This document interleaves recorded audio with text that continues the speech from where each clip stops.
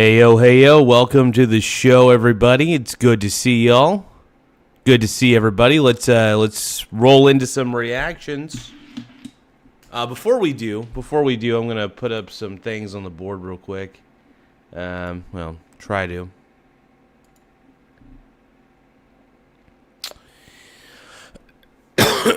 So I do hope everybody's doing well. And we're live. We're large, we're in charge, we're feeling good.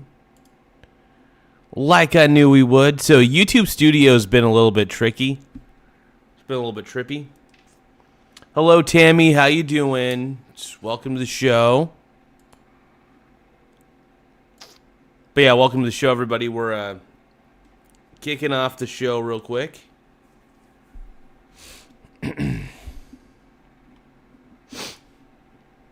Give me just a few moments.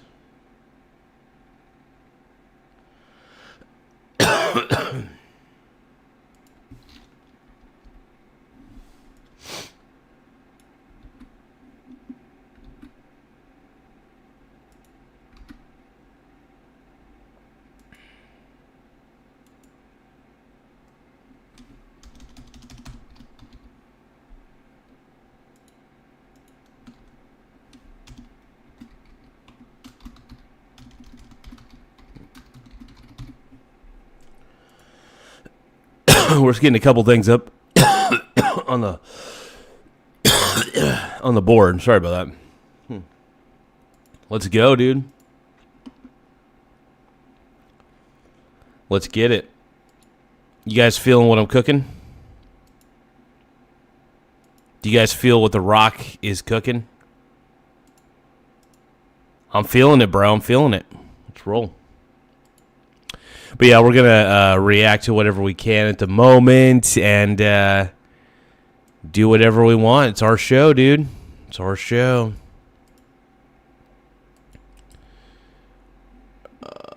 Give me a moment, you guys.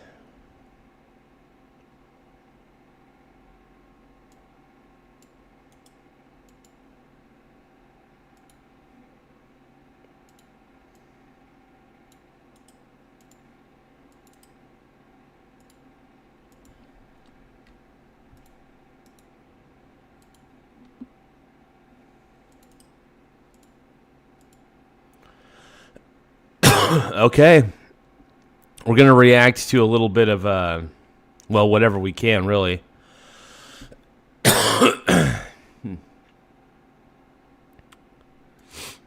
So we're going to look up Iran real quick.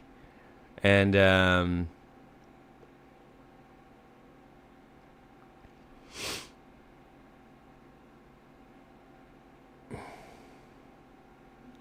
ooh, this is chilling. Okay, let's take a look at this. As Iranians look to flee the chaos. So sleeper cells, huh? This is creepy. Hi, Steve. Morning. The U.S. reporting encrypted messages coming out of Iran in the wake of the death of the supreme leader on February 28th. These encrypted messages, perhaps radio messages, signals ABC News is reporting that an alert has gone out to law enforcement warning about the possibility of sleeper cell attacks in the U.S. President Trump addressed the risk of a sleeper cell attack. Well, I think that here's the thing. I think Homeland Security is really good at identifying threats for the most part and taking them out immediately. That's what I believe. Inside the U.S. They've been trying for a long time. We've been very much on top of it. We're watching every single one of them. Yeah, we know a lot about them. The biggest problem we have is the Democrat shutdown. We know a lot about them, but the shutdown doesn't allow us to do what we have to do. Here along the border between Armenia and Iran, just a trickle of Iranians coming out, many describing scenes of total destruction and terror that they left behind. Of course, we've seen explosions very often, from 3 a.m. till 7 or 8 a.m. Then nothing until That's crazy, man. Day. In the afternoon, the very heavy bombings resumed. There are 50 to 60 bombings daily. It's very scary. It's unimaginable for the people with children.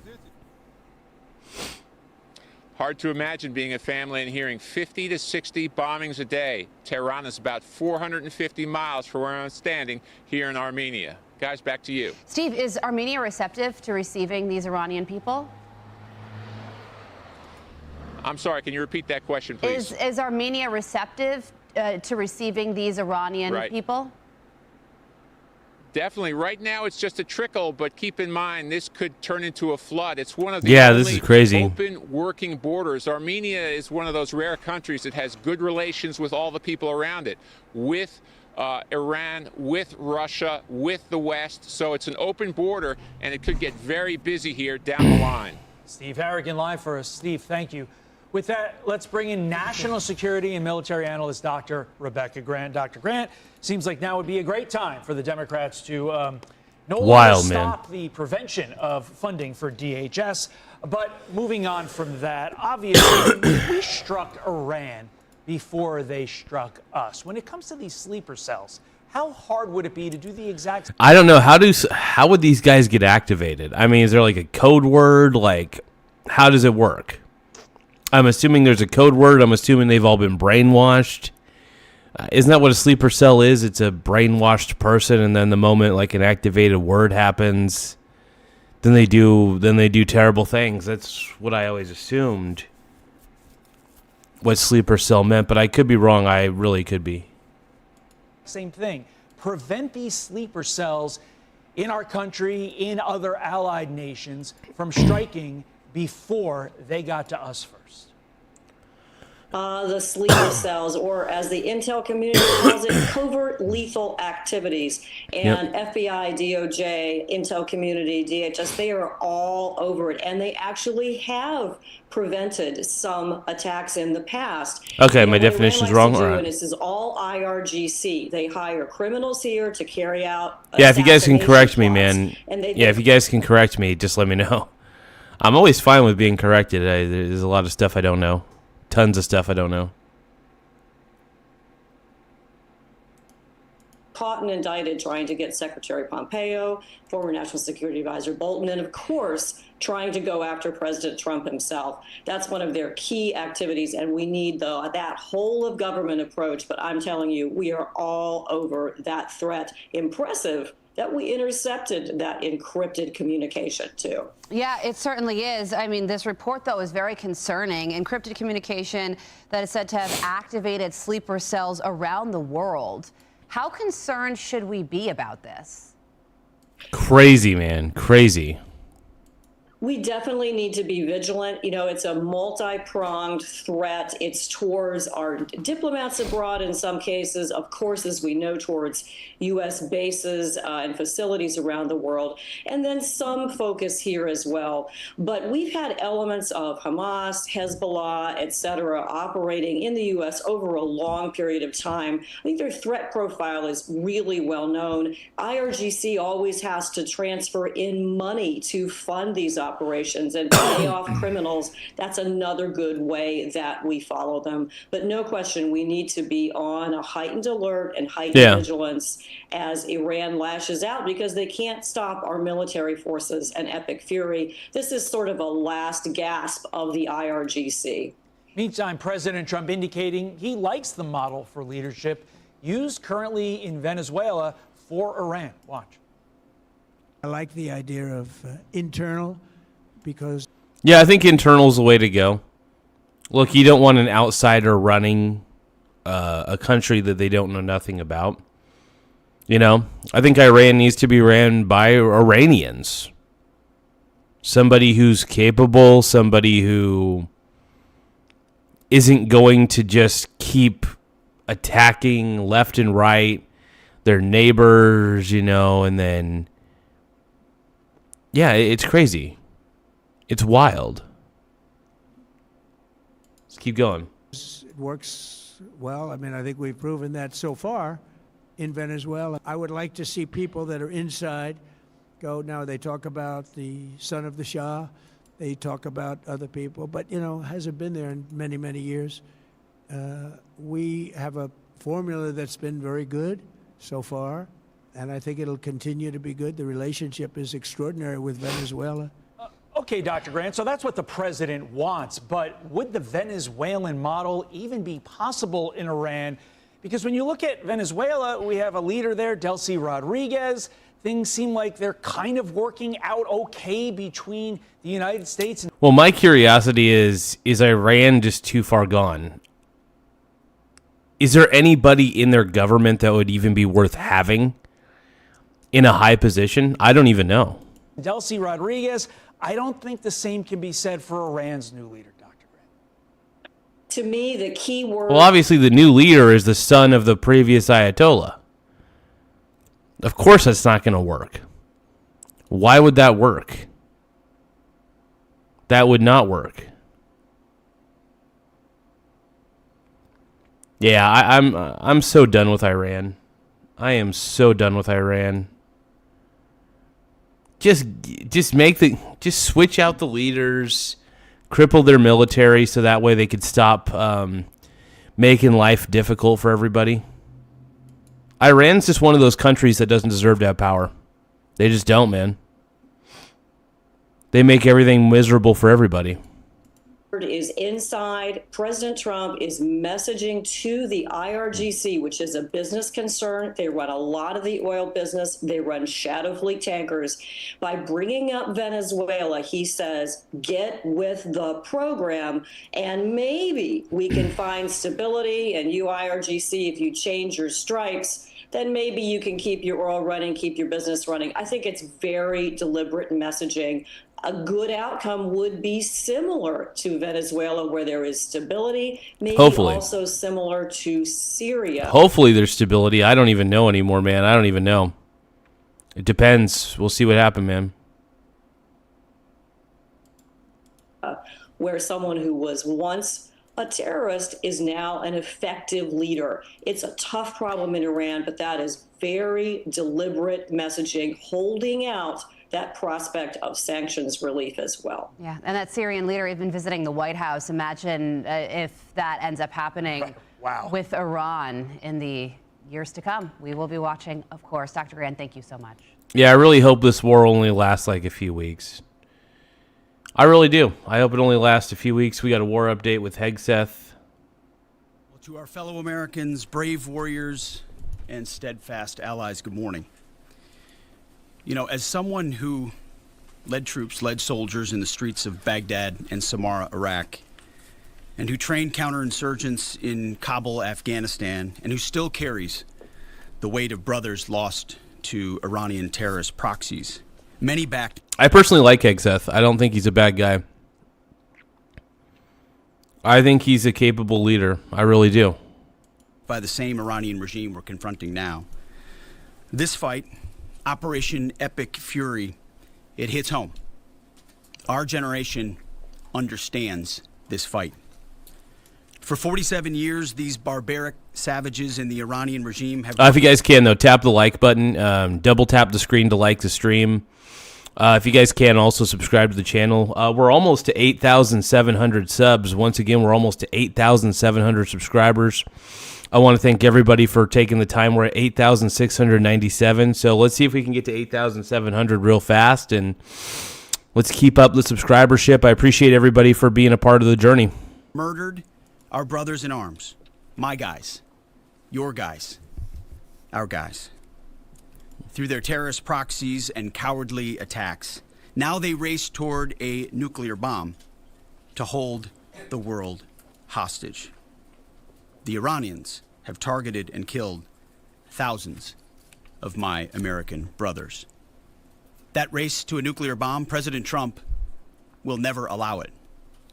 Not now, not ever, not on our watch. Hell yeah, dude. Frick yeah. The mullahs are desperate and scrambling. Like the terrorist cowards they are, they fire missiles from schools and hospitals. Deliberately targeting innocents because they know their military is being systematically degraded and annihilated. Yep. Iran's neighbors and in Absolutely. some cases former allies in the Gulf, they've abandoned them. And their proxies, Hezbollah, the Houthis, Thank you for Hamas, subscribing to the Michael Garza Show. don't forget to tap the subscribe button in the upper right-hand corner. Hey, thank you so much, TripMD310. I appreciate you. Let's give a round of applause to TripMD310 for subscribing. Thank you, brother. I appreciate it, man. Let me put your name back up on the board real quick. Thank you for subscribing, man. Thank you for subscribing to the Michael Garza Show. Don't forget to tap the subscribe button in the upper right-hand corner. Hey, we're at 8,699 subs, by the way. We're only one sub away from hitting 8,700, man. I appreciate you guys for being so incredible. But yeah, tap the subscribe button. It really does help the channel grow. And let's keep rolling, man. Broken, ineffective, or on the sidelines. Iran stands alone, and they are badly losing. On day 10 of Operation Epic Fury, we are winning with an overwhelming and unrelenting focus on our objectives, which are the same as the day I gave my first briefing here on Operation Epic Fury. They're straightforward. Epic Fury, baby. Executing them with I love that name. It's a good precision. name. One, destroy their missile stockpiles, their missile launchers, Yep. and their defense industrial base. Missiles and their ability to make them. Two, destroy. Thank you for their subscribing to the Michael Garza And three, Show. Don't forget permanently to tap the subscribe button in the upper right-hand corner. Hey, thank you so much, Frank Musica. I appreciate you subscribing, man. In fact, you know what? Give a round of applause to Frank Musica for subscribing. I really appreciate your subscribership on this one. I'm going to put your name back up on the board.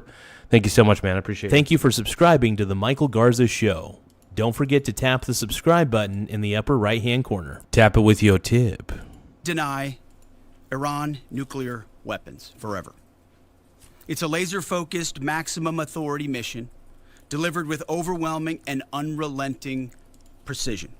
No hesitation. Oh, and also don't forget to tap the like button too. Double tap the screen to like the stream. So if you guys can, double tap the screen to like the stream. I appreciate you guys. No half measures. As President Trump declared yesterday, we're crushing the enemy in an overwhelming display of technical skill and military force. We will not relent until the enemy is totally and decisively defeated. But we do so. I mean, this is wild. At the end of the day, this is wild. What is happening? It's crazy. It's beyond wild. We do so on our timeline and at our choosing. For example, today will be yet again our most intense day of strikes inside Iran.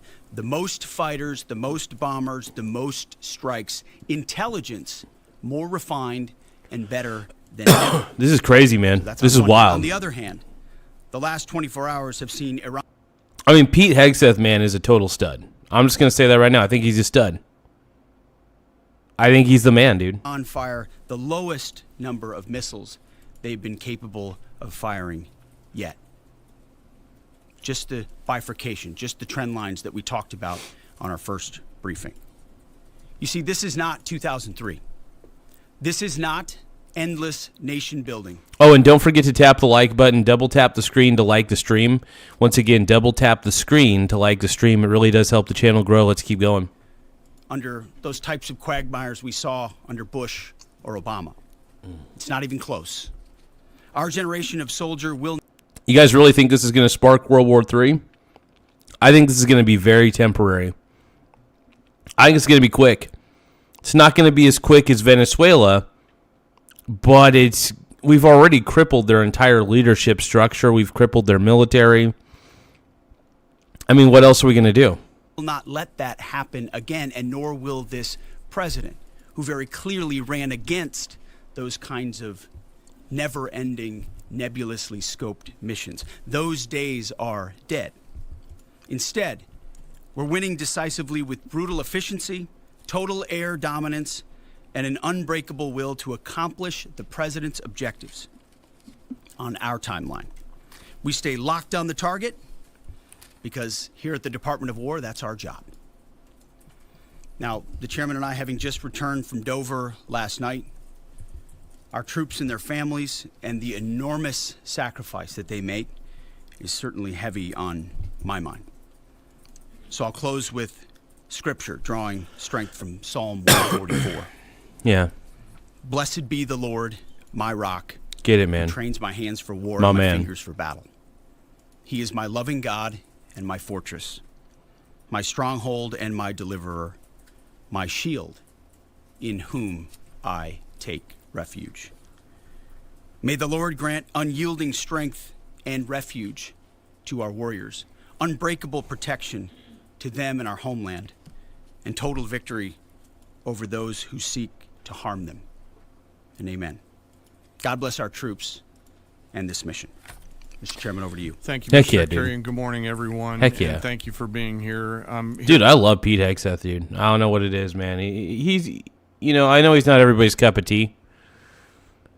I don't think he's that bad of a leader. I think he's pretty well spoken, a little intense. Sometimes the things he says are a little drawn out, absolutely, but I think he's on the right track, man. I think Pete Hegseth is on the right path, man. I think he's truthfully on the right path. Why not? Yeah, but anyway, if you guys can subscribe to the channel, the more subscribers we get, the better. Tap the subscribe button in the upper right-hand corner. It does help the channel grow. Let's keep watching this, man. here today to continue the updates to the American people and to those in the room on Operation. Oh, and if you guys do subscribe, let me know in the chat so I could highlight your name. Because if you guys let me know that you subbed, just type in subbed or something like that, so that way I know you guys subscribed, and I'll highlight your name and give you your kudos, man. Epic Fury.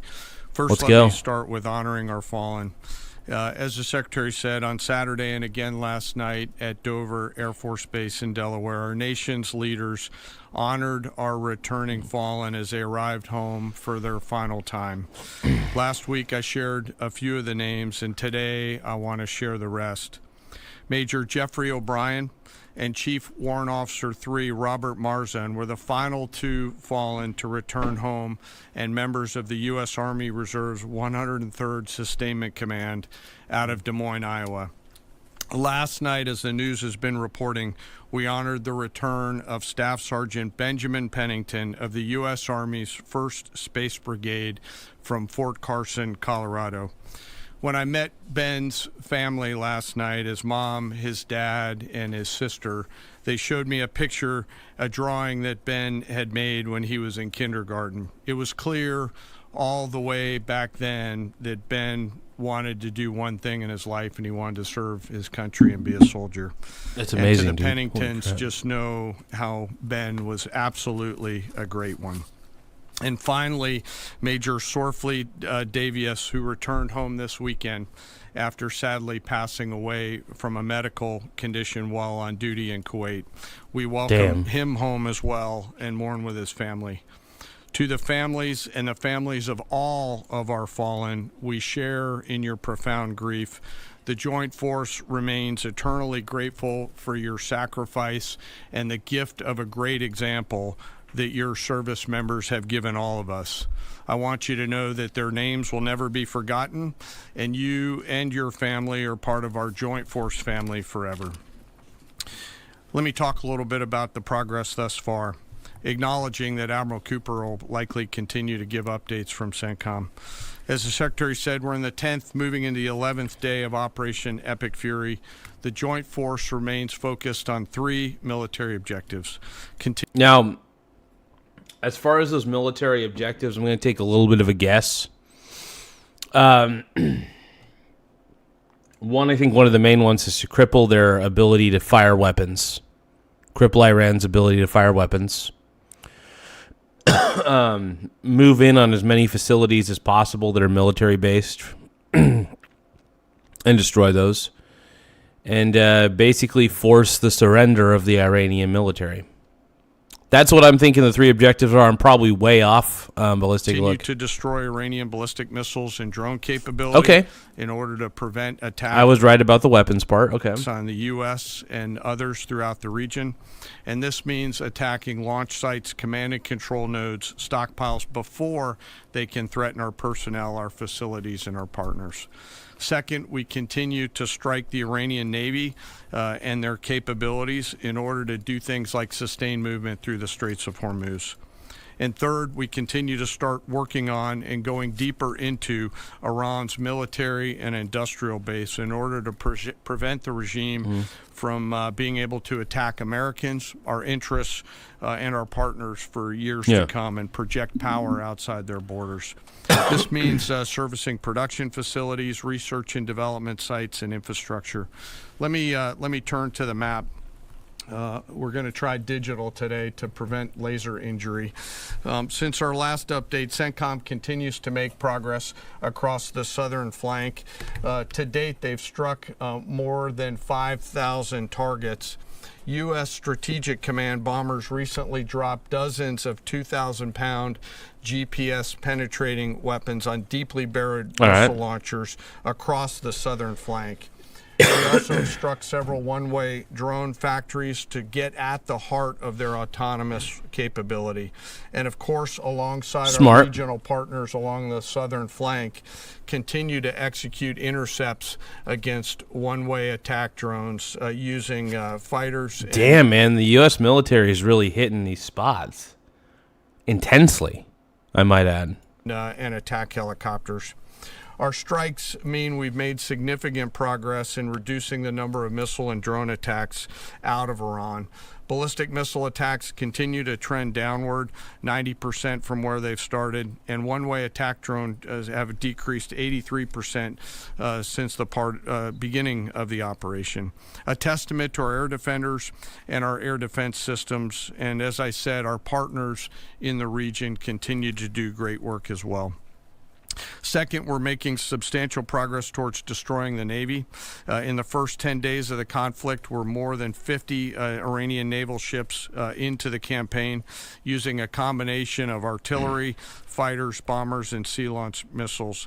Hell yeah. As Admiral Cooper noted last Thursday, we struck and sank an Iranian drone carrier ship, and U.S. CENTCOM continues today to hunt and strike mine-laying vessels and mine storage facilities. This work will continue. Third, against our objectives, we've begun to target Iran's military and industrial complex, again, focusing on centers of gravity. Give me one moment.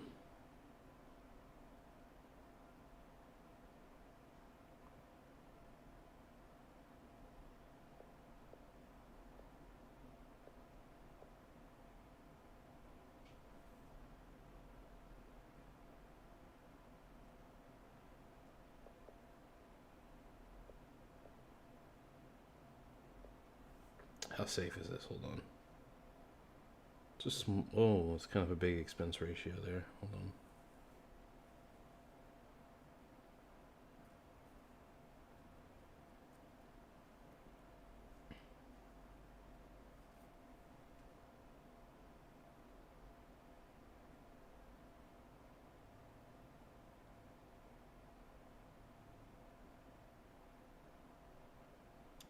Give me one more moment.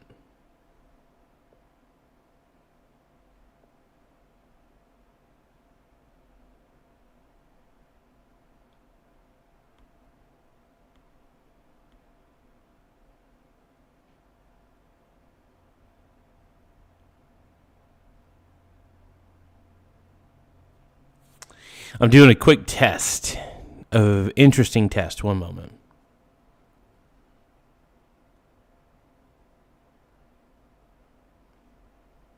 Anyway, let's keep watching. To get upstream of the shooters out in the field in order to deny them the ability to continue to generate those one-way attack drones.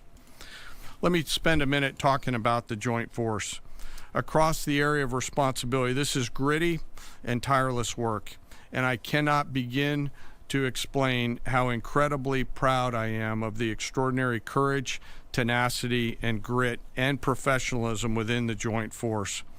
Last time I had a chance to talk about the Army's incredible logisticians who are out there sustaining the fight. Today I want to highlight a few groups of sailors.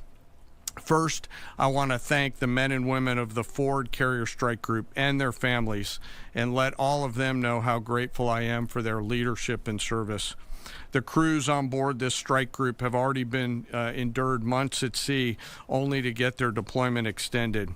These exceptional Americans, rogered up, all supported by their families, continue to stand the watch, taking the fight to the enemy over and over again, night after night. Aboard ships like the USS Ford and the Abraham Lincoln are a special group of sailors I want to highlight today. These are the men and women, the sailors up on the roof running operations on the flight deck. With an average age of the early 20s, these are the unsung heroes of naval aviation.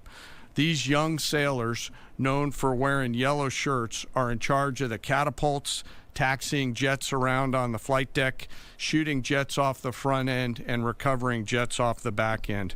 Hell They yeah. are literally involved with every single movement on the roof on an aircraft carrier. They are the last ones that a naval aviator sees before getting shot off the front end, and Jeez. the first one that a naval aviator sees after safely trapping on the back end. And just for a minute, imagine you're standing on that aircraft carrier flight deck. There's 30 knots of wind in your face. The deck is slippery, covered in grease. It's noisy. There are propellers spinning. There's jet blast everywhere. The helicopters are running. Your head is on a swivel, and you're trying to direct a multi-million-dollar fighter into a 1-foot square box so Jeez, that that would those be naval tough. aviators can be shot That'd off be incredibly into the tough. black of night to go do America's work. Those jets are fully loaded with missiles and bombs, and they are a world-class team combined with the naval aviation and the aviators in those jets. This beautiful symphony. I mean, that is world class right there. Holy crap, man! Those guys, to be able to do that. I swear, a lot of those dudes in the a lot of these dudes in the military, man, they're like wizards. They're totally wizards. I don't know what else to say. They're just incredible. I got nothing but like straight up like love and admiration, man. Of American spirit is the definition of perfectly organized chaos. And these crews do it every single time. I know this is an unpopular opinion, but I still believe in America. I still believe in America. I really do. Even though it's sadly an unpopular opinion, I believe in America. The carrier is at work. Oh, by the way, in the middle of the night and oftentimes in the pouring rain. These are dedicated young people who take the road less traveled to serve their great nation, doing the deeds that we need them to do. America's enlisted force is the pride of every nation's military, certainly ours, and the envy of every other one as well. Each and every one of them out there across the joint force are extraordinary, and in particular today I want to highlight the yellow shirts. Ladies and gentlemen, our work continues. It'll continue to be difficult. I ask every American to keep our deployed force and their families in our thoughts. Combat deployments can be tough on the force and the families, and it's important that we continue to remember that. I remain deeply humbled by the 2.8 million members of the Joint Force, and I'll end where I started, and that's remembering our fallen and their families whose sacrifice will be felt forever. And with that, I'll take some questions with the Secretary. A beautiful symphony of American spirit. Well said, Mr. Chairman. Thanks, sir. And I will just note that no other country in the world is capable of executing what the chairman just described, day after day, night after night, unrelenting. Well said. Thank you. Yes, sir. That's amazing, man. Chills, dude. Chills. Alexandra Ingersoll, One America News. You talked, Mr. Secretary, you talked at the conference in Florida on Thursday that there was a 90% It's wild, though, man. missile capabilities degradation. Freaking wild. And 83% drone degradation, and I know the chairman just repeated those numbers. We've seen the most amount of fighting these past 5 days. Is there any update to those percentages? And also, are you able to give any quantification of degradation to the enemy's nuclear? Hey, welcome to the show, Larson Christopher, one of our new members. Was gifted a membership last night by my boy, Mr. Nobody. He's saying it's not just the yellow shirts ship crew, but most of the airing staff. Yep. Capabilities yet? What those numbers represent is If you guys can, though, tap the like button. The more likes we get, the better. It does help the channel grow in a lot of ways. So double tap the screen to like the stream. Once again, double tap the screen to like the stream. I really appreciate you guys. You guys are incredible. Let's keep going, man.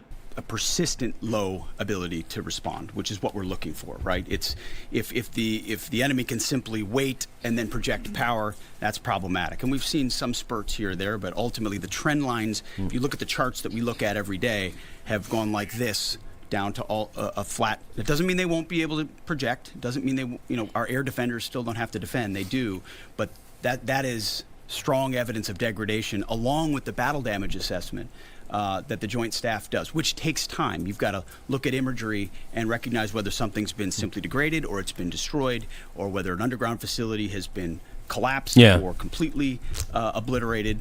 So there's differences in how you evaluate that, but the numbers staying that low is a demonstration of the efficacy for sure. It's pretty impressive, man. Pretty damn impressive. Yeah, right here.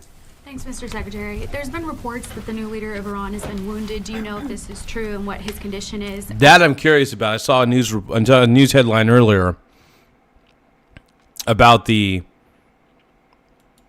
new leader of Iran being injured in an attack. Don't know if he's been killed, but injured at least. And then another one, President Trump said he had a really good call with President Putin yesterday. Will Russia be aiding us in this conflict? Can you share anything on that? Well, the president, as I've said before.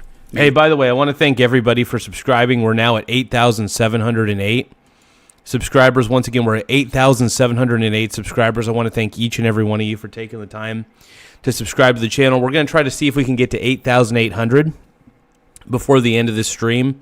I think we could do it. I think we can. So make sure you guys please subscribe to the channel. We are a smaller channel. We're trying to get to 10,000 ultimately. Subscribers, we're seeing what we could pull off, but let's keep going, man.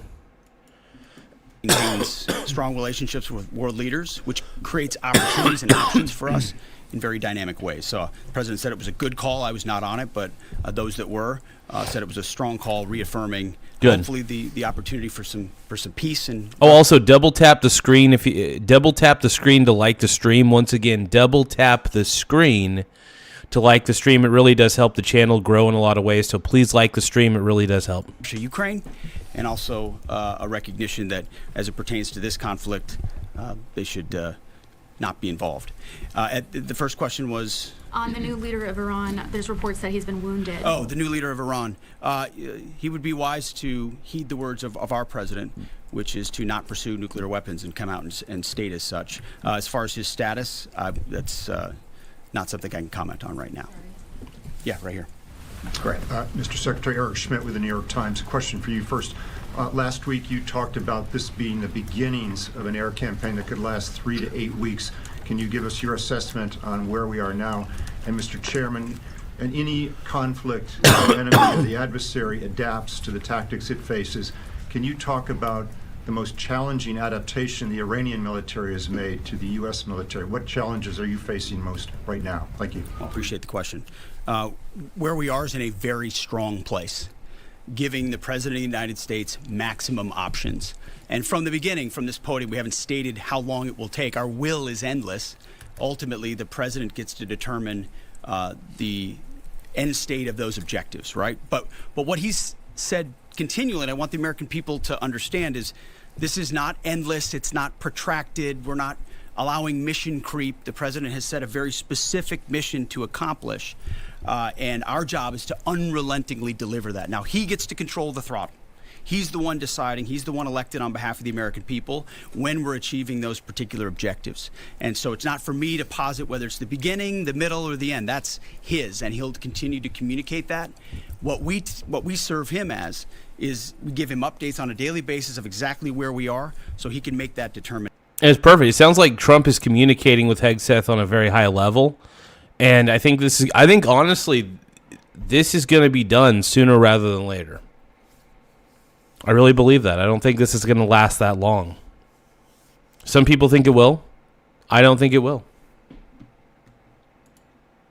Determination on the throttle. Mr. Chairman. Thank you for the question on adaptation. As you're right, no plan survives first contact with the enemy or Murphy. They're adapting, as are we. Of course, we have very entrepreneurial warfighters out there. I'd rather not, for operational security reasons, tell them what's working.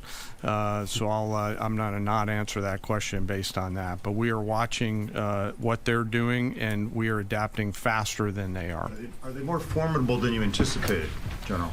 I mean, I think they're fighting, and I respect that, but I don't think they're more formidable than what we thought. Secretary Erickson, thank you. I don't think Iran stands a chance. I mean, Iran does not stand a chance. Either they could surrender and work with us, or something else. I don't know.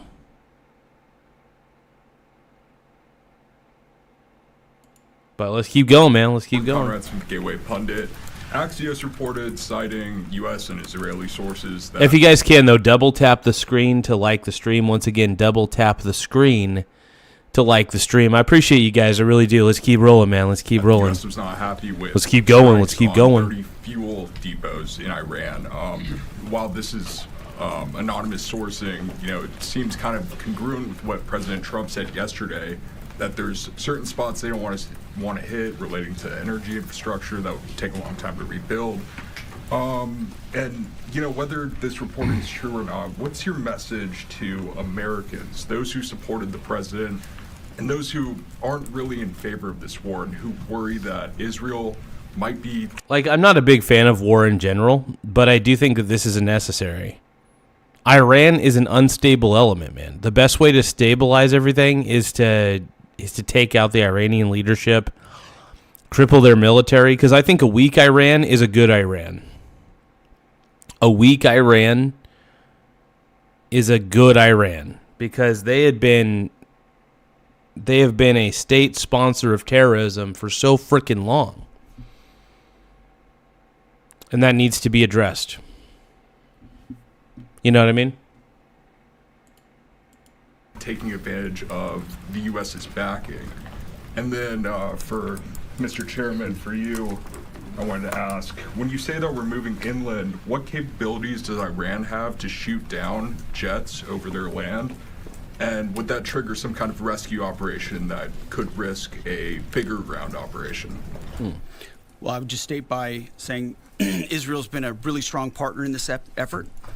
Where they have hey, we got Frog Eat Frog in the house. What up, Frog Eat Frog, my home dog? Or should I say my home frog?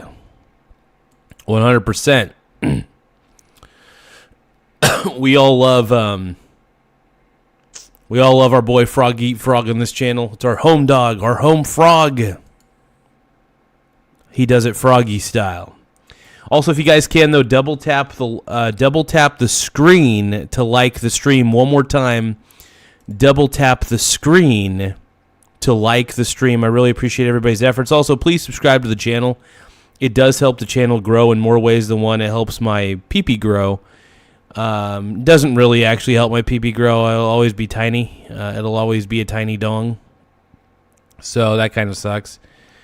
But yeah, double tap the screen to like the stream. Let's go. Sued them. Ultimately, we've stayed focused on ours. But what Iran has felt is the power of the world's two most powerful. Samuel Westall, what up, dude? In that particular case, that wasn't. Everybody loves Samuel Westall in this chat, dude. We all love you, bro. Or that wasn't necessarily our objective. But the president has made it clear to those concerns that we're not getting pulled in any direction. We're leading. The president is leading. He's determining where we want to go, what the outcome will be, what the end state is, with a very keen eye. And I understand those concerns because I've heard from a lot of people who I went through 20 years of those wars myself. Worried about getting dragged in, worried about mission creep, worried about nation building or democracy expansion. That's never the perspective the president has pursued on this. Just because previous presidents and I think what Trump's going to do, man. I think he's the man, dude. Trump's the man. I think he's gonna make this quick and swift. He's gonna work with the military to make this quick and swift. Previous secretaries have decided to just pour more resources and more people in toward some unguided end state. Doesn't mean that's the way the world needs to look today. In fact, the American people voted for a different approach. But what the president also stated from the beginning was Iran can't have a nuclear weapon. And it's one thing to say it. It's easy to say. Anybody can say it. Yeah, Iran should not have nuclear weapons at all. Like, Iran just shouldn't. They're one of those countries that just should not. Say that. I mean, Barack Obama said that. But to do something about it takes courage and resolve. But yeah, in that's that true. Courage and I mean, Trump's actually taking action on it. Trump's like, you know what? Let's go. Let's do this. in that resolve, you can also be very scoped in what you're trying to execute to ensure that the sacrifice of Americans, American treasure, American lives, all of those properly meet the objective that you're trying to accomplish. And certainly, as someone I talked out front about what the Iranians have done to our generation, yes, we're clear-eyed about it. But my job is to keep it scoped, given the directive of the president to accomplish the mission. Thank you for the question. Most of their higher end. No, Trump's the man, dude. Trump's the man. Surface-to-air missile systems are not factors at this point in time. We're able to move around fighters that are moving deeper with relative impunity. Always some risk out there. I don't want to say that there isn't, and we'll always maintain and retain capability of doing search and rescue type of things. But I don't want to get into the details. But thank you for the question. Chili. Thanks, Mr. Secretary. President Trump told our team on the ground early this morning that the thing that has surprised him the most during the course of this operation so far has been the Iranian regime attacking countries that are not attacking them. I'm curious if that surprised you as well. And General, curious if you are open to the possibility of escorting vessels through the Strait of Hormuz, and if you could describe some of the challenges of doing so. Big mistake by the Iranian regime to start targeting its neighbors right away, exposing who they are and what they're all about, indiscriminate targeting, flailing recklessly at the beginning. Hey, have a good night, Mr. Froggy Frog. Get that bedtime in, man. Get that bedtime in. Exactly how they would react, but we knew it was a possibility. And I think it was a demonstration of the desperation of that regime then and that regime now, that they still think their pathway out is to try to alienate their Arab partners even more, who've instead decided to come to us and have been willing to go on the offense, have been giving us access, basing, and overflight in a new partnership that will continue to remake the region the way that President Trump did with the Abraham Accords. So you're pushing those countries in our direction to support this effort, further alienating Iran. And and Iran, here's the problem with Iran, is they have alienated themselves. Like, why would you send bombs to your neighboring countries? That's so dumb. It's beyond stupidity. I don't get it. Like, I can't really understand the logic, if any logic, of Iran. I don't. I think it's worth underscoring. I see in the media banners that say, war expanding or war spread. It's actually the opposite. It's actually quite contained, and more of those countries are coming on side, recognizing that you can't live under a conventional umbrella. Oh, also double tap the screen to like the stream. One more time, double tap the screen to like the stream. I appreciate you guys. Nuclear ambitions with a radical regime like that. Again, properly scoping. Tiny Lion Gaming, what's up, Brony? And then you want to talk about the Strait? Sure. The Brony bro, dude. Potential, if what's up, my Brony bro? Escort. We'll look at the range of options to set the military conditions to be able to do that, and then, like we always do with every potential mission, come to the Secretary and the President with both what are the resources required, what is the command and control required, and what are the risks, and how do we mitigate those risks. So we're looking at a range of options there, and we'll figure out how to solve problems as they come to us. But I would reiterate also to add to what the chairman said, the truth the president posted last night about that, saying if Iran does anything to stop the flow of oil within the Strait of Hormuz, they will be hit by the United States of America 20 times harder. Yeah, dude. I mean, here's the thing. If Iran tries anything, screwed. Than they have been hit thus far He goes on to say, death, fire, and fury will rain upon them. You've seen the truth and read it. But he takes very seriously the condition of that straits. We have capabilities that no other nation... Tiny Lion Gaming says, doing well, Brony. I'm about to gamba. You're talking about gamble? Gamba. I don't know what you're talking about, bro, but I dig it. On Earth has, and we're certainly working with our energy partners across the administration to control for that. That's part of that scoping of this. The world needs to understand this doesn't have, this isn't intended to be, nor is it something that will expand. We know exactly what we're attempting to achieve here. Yeah, I think Iran's screwed. I really do think Iran is very, very screwed. And I think we're going to see their military is going to be even more crippled, and their weapon supply is going to be severely depleted by the end of this. Like I said, I think a crippled Iran is better. Gamba, short for gambling. I love it, dude. Get it. Hey, Tiny Lion Gaming, man, you have fun, bro. You have fun. You have fun doing your gambling. Get it, bro.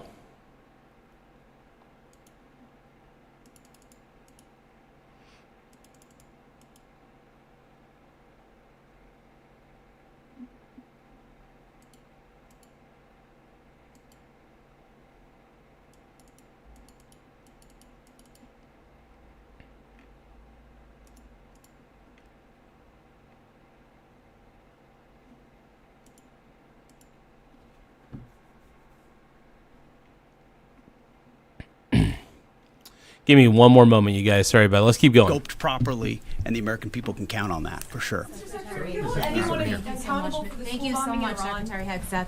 President Trump has long said that he wants to minimize the loss of life in war, which wherever it occurs in whatever country, which so many people obviously appreciate. Can you detail the specific measures the Pentagon is taking to minimize civilian casualties and strikes inside Iran? And secondarily, is the Pentagon prioritizing replenishment of precision-guided munitions, long-ranged strike weapons, or air defense interceptors? And can you share any details on which systems are being prioritized? Yeah, seeing it from the inside every single day, including this, no nation takes more precautions to ensure there's never targeting of civilians than the United States of America. From the boat strikes in the Caribbean, where every single strike is assessed to this campaign here, no nation in the history of warfare has ever attempted in every way possible to avoid civilian casualties. And frankly, that's a point that just isn't appreciated enough. Where things happen that need to be investigated, we will investigate to the question shouted in the back. That it's not, open source is not the place to determine what did or did not happen. We take things very, very seriously and investigate them thoroughly, which takes time, and which is why it does take time. But ultimately, unlike Iran, who targets civilians indiscriminately, who we've seen in the intel moving rocket launchers into... Oh, yeah, I've been ignoring Anthony. Anthony, sorry about that, man. I just haven't really gotten to your stuff. I mean, none of your comments have been interesting to me. Sorry about that, bro. They just haven't been interesting to me. I'm sorry about that, man.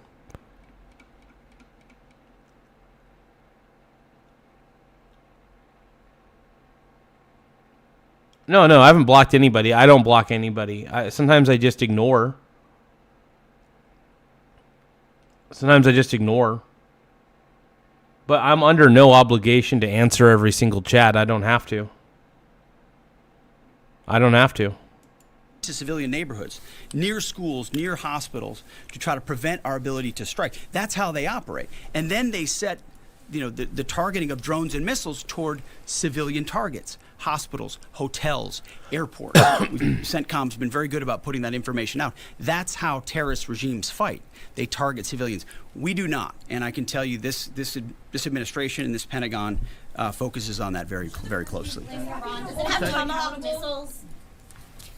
Go ahead, You will right here. hold someone accountable if it turns out that that Sir, was a this US morning munition that hit the the school? Iranian government is saying a lot. They continue to say they're prepared for a long war. If that's the case, what could you tell the American people as far as the steps the Department of War is taking to make sure our troops have the protection and the resources they need as the mission continues? I think there's one thing I can sleep quietly at night knowing is that we're giving every resource humanly possible to our troops on the front lines to ensure they're protected. In fact, as I said in that first press briefing, even before we set the offense, we set the defense. We made sure we had the ability to defend, and then we moved. Frick yeah, bro. Hold on. That's a good answer. I'm liking this answer. As many Americans off the bases and into other places as possible. So as this progresses, the chairman, or the question was asked of the chairman about how the enemy adapts. Well, of course, we adapt too in real time. And to watch our warriors iterate on air defense and interdiction, on drones and missiles and how we get after it, it's incredible how they refine the tactics, bring in new assets to find different ways of getting at emerging technologies. So that is one of the things we're laser focused on every day. Yes, we're going on offense. More effectively than any country in human history. But we're also ensuring that in every way possible, we're defending the best Americans we have who wear our uniform, no doubt. What a beast, dude. Let's do one more. Thanks. Dude, Hegseth is the man. Double tap the screen to like the stream. Once again, double tap the screen to like the stream. So if you guys can, double tap that screen, baby. Oh, yeah. Double tap it with your tip. No tips. With your tip. No tip. The president has indicated that maybe the operation will wrap up sooner than he thought it was going to. What's the plan once the U.S. stops military action? Will the U.S. play a role in the aftermath, or will they leave Iran to sort it out? Ultimately, the aftermath is going to be in America's interests, our interests. We won't live under a nuclear blackmail scenario of conventional missiles that can target our people, which is why the objectives have been scoped from the beginning. God, he's such a stud, dude. He is such a stud. Like, if you don't think that Hegseth is a stud, I don't know what your problem is, man. I love Hegseth, dude. Total stud. Missiles, missile production, a defense industrial base, Navy, all in service of ensuring they don't have nuclear power projection capabilities. That's what matters to President Trump. That's what matters to the American people. And ultimately, that's why we're so laser focused on ensuring those objectives and those objectives alone are met. Thank you. I appreciate it. Thank you. I do want to thank. That was a great press conference, man. Honestly, I think he answered the question spot on, and he answered what he could. And yeah, man. Hey, look at CNBC. Senator Ted Cruz says we will see a new regime in Iran in the next few weeks. Iran energy. Let's take a look, man. Senator Ted Cruz of Texas. He, of course, is the chair of the Commerce Committee. Good morning to you. I'll start with just the biggest question in terms of how we think the situation in Iran ends. There was a little bit of confusion, I think, yesterday, especially in the markets, based on sort of what was happening to the price of oil. And then the president coming out saying this whole thing was maybe complete, but then maybe reversing himself a bit. Yeah, Trump's the GOAT, though, Anthony. Trump's the GOAT. Look, I think we're likely to see military action last perhaps another couple of weeks. What the president and the military has been able to do in the first 9 days is decapitate the regime, is take out their ballistic missile launch capability, take out their ballistic missile manufacturing capability, take out their air defenses, achieve air superiority, take out their drone manufacturing capacity, take out their drone launch capacity, take out their naval capacity. It's been a remarkable military success, and virtually all the top leaders of the regime have been eliminated. The transition, I believe, is going to be moving Iran from a nation that is headed by a government that is radical Islamist and chants death to America and actively devotes millions of dollars to terrorism and trying to kill Americans. That is no longer acceptable. And so President Trump has acted, I think, boldly to prevent that. And I think we will see a new regime in Iran, and a regime that is not focused on murdering Americans. And that transition, as I said, I think happens. Jamie says, hello, Garza. Hope you're well, man. Doing all right. You notice the Republican representatives always look so slick compared to the scruffy Democrats. That's true. Yeah, I mean, hell yeah. In the next few weeks. Politically, here in the United States, you can see the reaction of the markets when the view is that oil prices and there could be a supply problem. And okay. you could feel it yesterday. the president, I imagine, and you may say, we need to be patient. But do you believe the American people ultimately are going to be patient, especially in a midterm election year right now? I don't know. I don't think there's any possibility that this becomes a long, protracted military engagement. I'm hoping this isn't a long war. I really hope it's short. I hope it's short, sweet, and to the point. You're not going to see hundreds of thousands of boots on the ground. You're not going to see us there months and then years. If you guys can, gifts and super chats do help the stream quite a bit. So if you guys can, send a gift, send a super chat. Super chats and gifts really do help. So the more we get, the better. Let's keep going. Iran is not Iraq. They are very, very different. I think the Iraq war was a mistake. I would not support a major and extended invasion in Iran. This is very different. These are targeted but very consequential strikes to take out a very direct threat. Iran, over the last 40 years, has murdered nearly 1,000 Americans. They have been the leading state. Jeez, what the hell? Yeah, screw that, dude. Of terrorism for 47 years. Hamas gets 90% of its funding from Iran. Hezbollah does Crazy. too. The Houthis do too. Twice, the Ayatollah has hired hitmen and sent them to try to murder President Trump. And so I think That's insane. That's wild to me. President Trump made a very reasonable decision that he was going to act as commander-in-chief to stop this threat to America. In terms of the oil prices, we've seen a temporary spike. I don't think it will be extended. Naturally, when you have military conflict in the Middle East, that predictably has an impact on oil prices. But I think over the long term, this will put... I think oil prices are going to go down. I do. In fact, they're down today. In fact, let me take a look at oil real quick.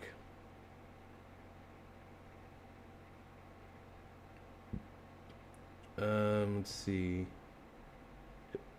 Oil futures.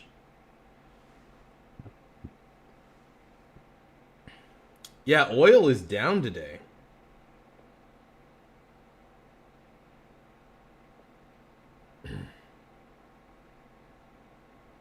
Give me one moment.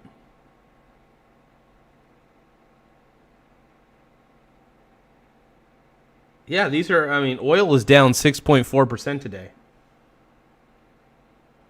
Incredible.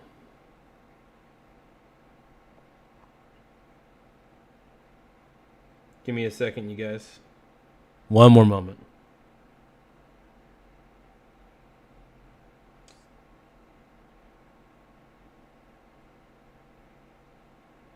Oh, damn. Hold on.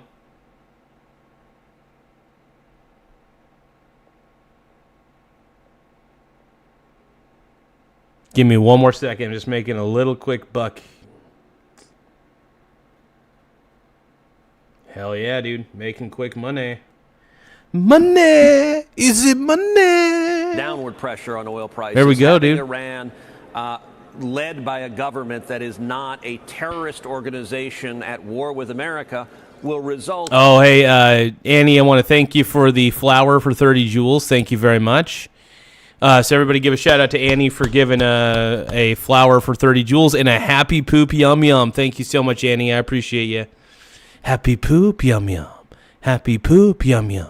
Happy poop, happy poop, happy poop yum yum. Hey. Thank you for the happy poop yum yum. I appreciate it. Let's keep going, man. In greater global supply, that'll benefit American consumers over time. Senator, is it feasible to take over the Strait of Hormuz when you've heard the president, put forth that idea? And a lot of people wonder if it's even possible. A lot easier to disrupt it than it is to keep it open militarily.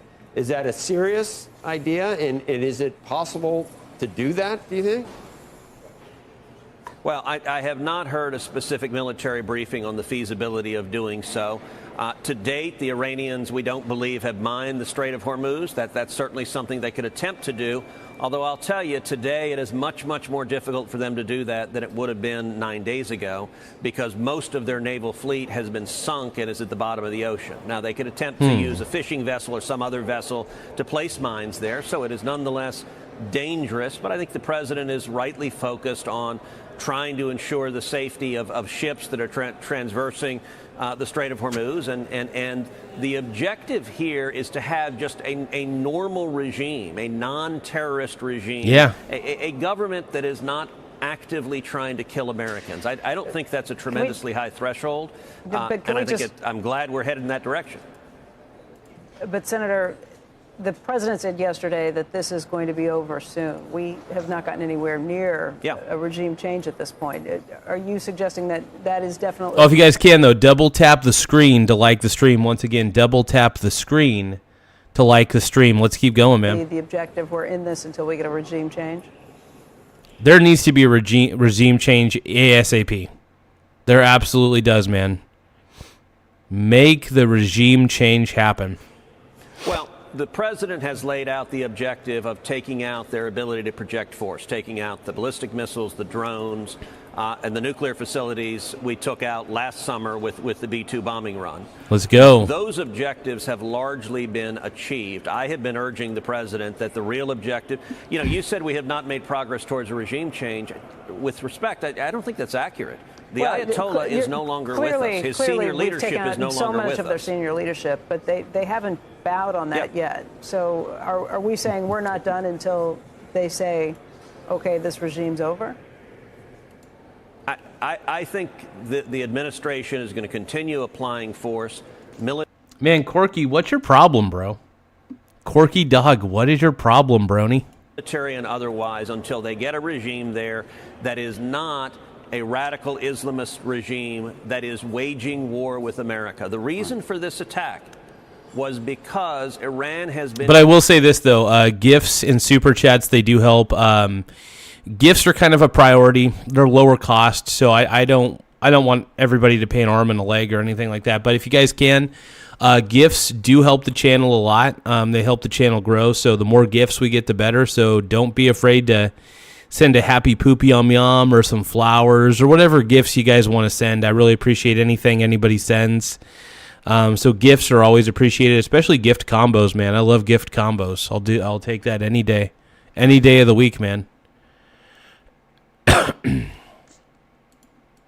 Killing Americans for a long time, and the president decided it was no longer acceptable to have that threat of more Americans dying. I'm not arguing that point. My only question is the markets reversed yesterday, in large part because the president suggested that we're near the end to this. I think we are at the end of the war. I really do. I don't think that Iran has much of a leg to stand on, man. It is true that I actually do swing trade ETFs for extra income. So surprisingly, I'm good at it. I swing trade volatile ETFs. And the reason that I love swing trading volatile ETFs is because you can make a good amount of money through the volatility as long as the ETF that you're buying the dip on is has underlying intrinsic value. As long as there's like silver ETFs, like the MSCI, like international small cap ETFs, the U.S. small cap ETFs. I mean, those have been really good to me. I mean, those have been incredible to me. But yeah, I love it. We're near the end of that. My assumption was at that point that maybe we would live without the regime change. But you're convinced that the president is waiting for a regime change. That could take a little longer than some people are anticipating. It could. I think the president is right, regardless that we're near the end of it. It is certainly possible this lasts a couple more weeks, but I don't think we're looking at a many-month or many-year engagement. I think this is. I think it'll end soon. I just don't think Iran has any legs to stand on here. Focused at delivering on concrete objectives, and I think many of them are being delivered on already. Oh, do you think that the new guy, the son, could the regime change its stripes to the point where it was not going to try to kill Americans? If you noticed yesterday, someone said, is there a target on the son's head? Is there a bounty on his head, essentially? And the president said, no, I wouldn't say that. And here's the thing. It's like, personally, it's like people act like I don't work. That's so frustrating. There are things that I do to make income, and I'm good at it. I'm good at it, man. I'm a great swing trader. And there's nothing. And by the way, there's nothing wrong with being an employee either. Whether you're an employee, whether you're self-employed, whether you're whatever, there is no shame in either of those things. I just want to make that very clear. So I will never judge anybody who works for another company. You know, I don't judge that at all. I prefer to be self-employed. That's really the key. That's really the direction I want my life to take. I prefer self-employed. I prefer being self-employed. It's just a much more feasible way for me to exist. And yeah, that's just the way I see it. So he made it clear that, and I'm not sure whether that's true or not, if we had the chance or not. Do you know? I don't know for a fact either way. I do think back to the 12-day war last year, and if you'll recall, one head of the IRGC after another was taken out. Zach is wondering, what trading channels do you recommend? Here's the thing. I don't watch any swing trading channels, but I will tell you this. There are books about swing trading out there. I prefer to swing trade ETFs because you're basically swing trading an entire index. So no, I love that.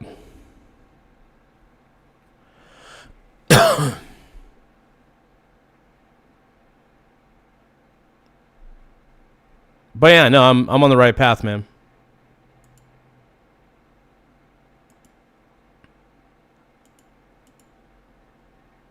I mean, you could say I'm self-employed at this point, man. You could say that.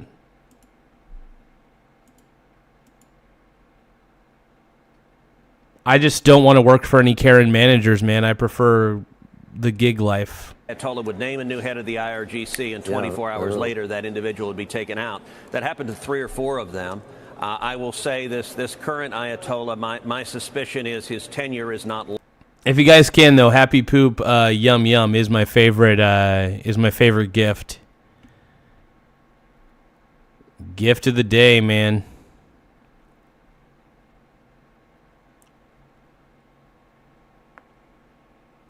Give me just a moment, though.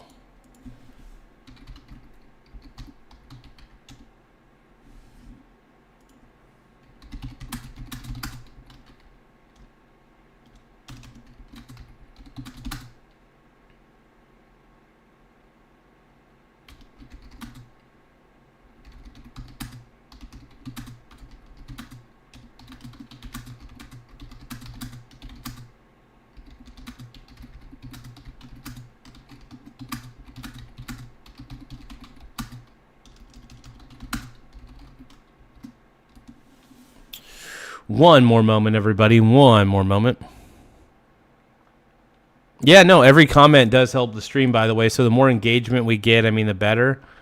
Give me just a few moments, you guys.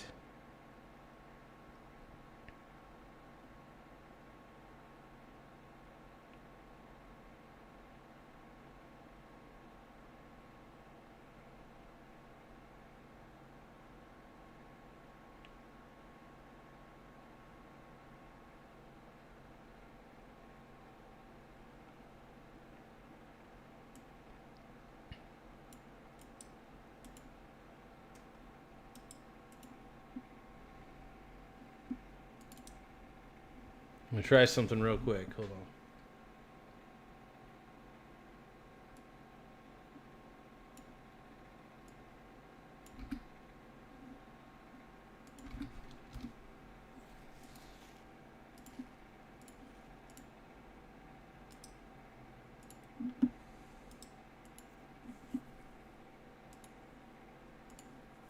All right, let's do this, you guys. Let's do this.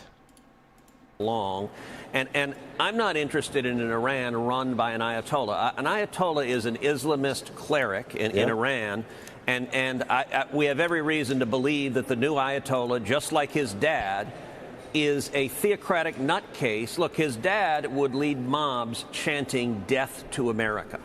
And I believe him. I don't think that was empty rhetoric.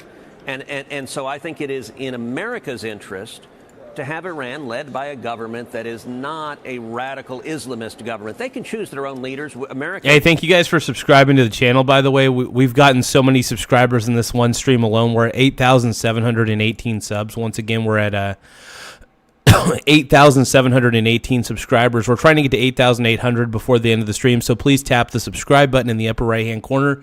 It really does help us grow. We're a smaller channel. We're trying to get to we're trying to get to 9,000 subscribers at least before the end of the month. The ultimate goal is to try to get to 10,000 as quickly as possible. So you guys are really helping out the cause. I mean it, man. Everybody taking the time to subscribe and send gifts, man. I appreciate all y'all. You guys are incredible. Is not interested in running Iran, but we are interested in not having leaders in Iran that are trying to murder Americans. Yeah, a lot of virtual meetings over there now, I have a feeling, not in person. Yeah. Well, yeah, because if they all meet in person, they're all going to die. They're doing Zoom. It's possible they might even be able to trace the Zoom meetings too, which is crazy, by the way. Crazy.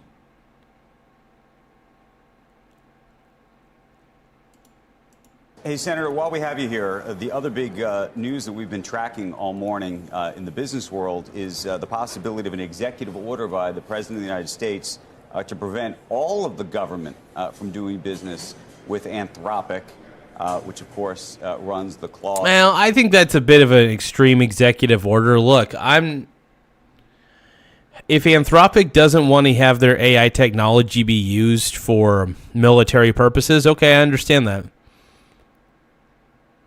But at the same time, like, OpenAI is working with the government, so I think that'll be good enough. I mean, good job on Sam Altman, man. I'll tell you what. I don't want to have China. I don't want to have the Chinese government be the leader in AI. That's the last thing that we want, man.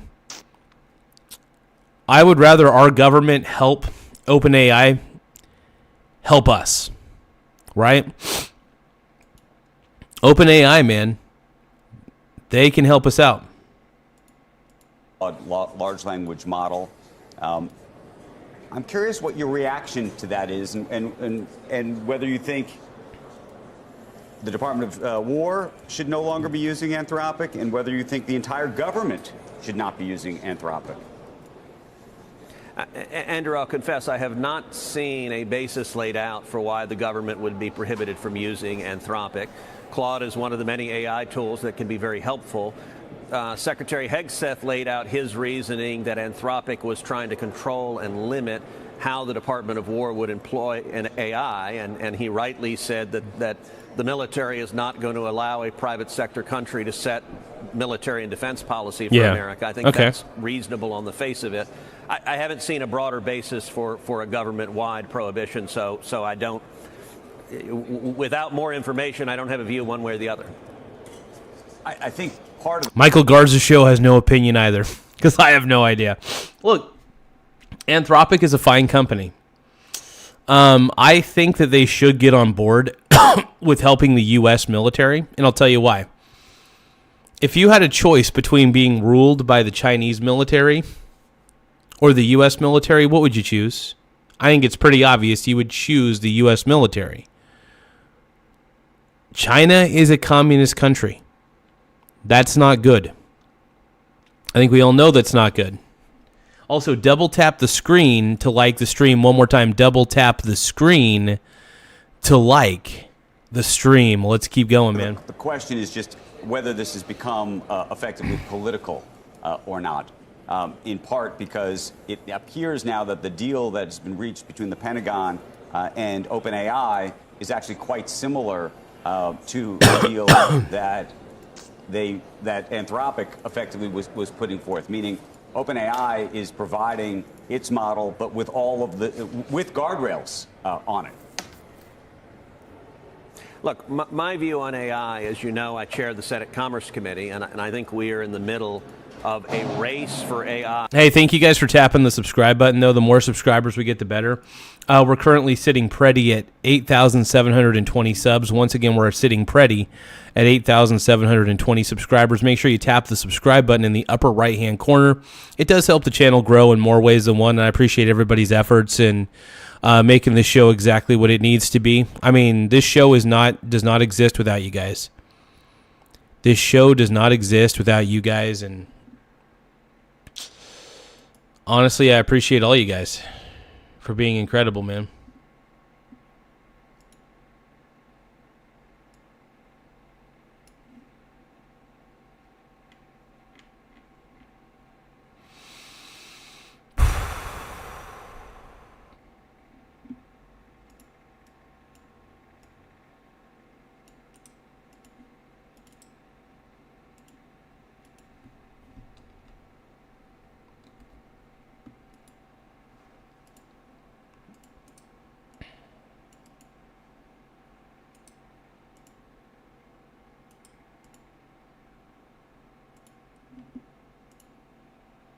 Thank you for subscribing to the Michael Garza Show.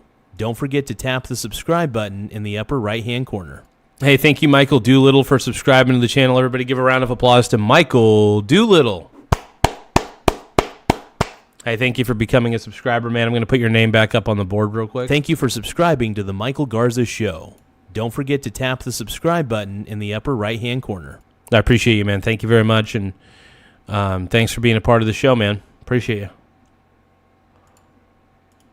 With China, and I think it is the most important economic challenge of this next century, that we need to win the race for AI. Whichever country wins the race for AI is going to dominate AI. We are going to see millions of jobs that are going to be created through dominating AI.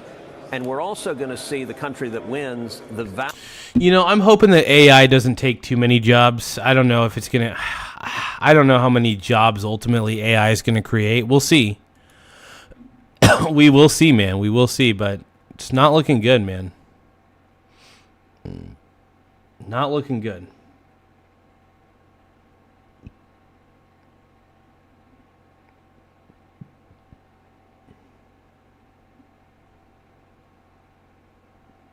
Well, Asmon's reacting to something. Hey.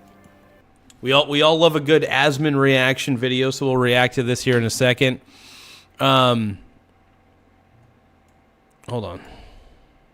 Islamic terrorism. Give me a few moments.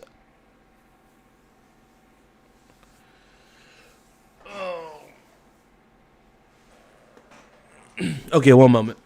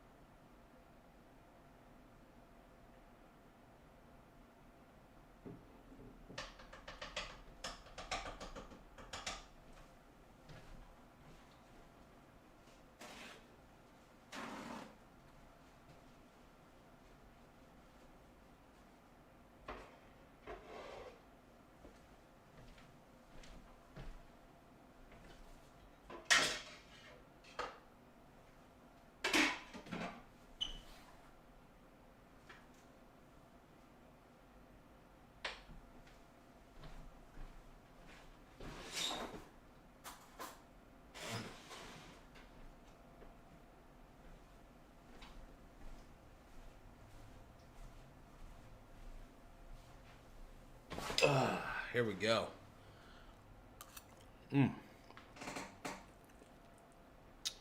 Got some chicken for lunch here.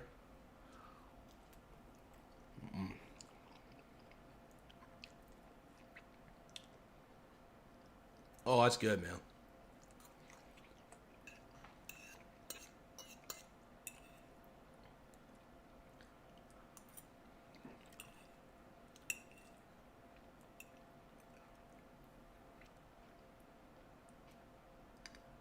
Oh, yeah.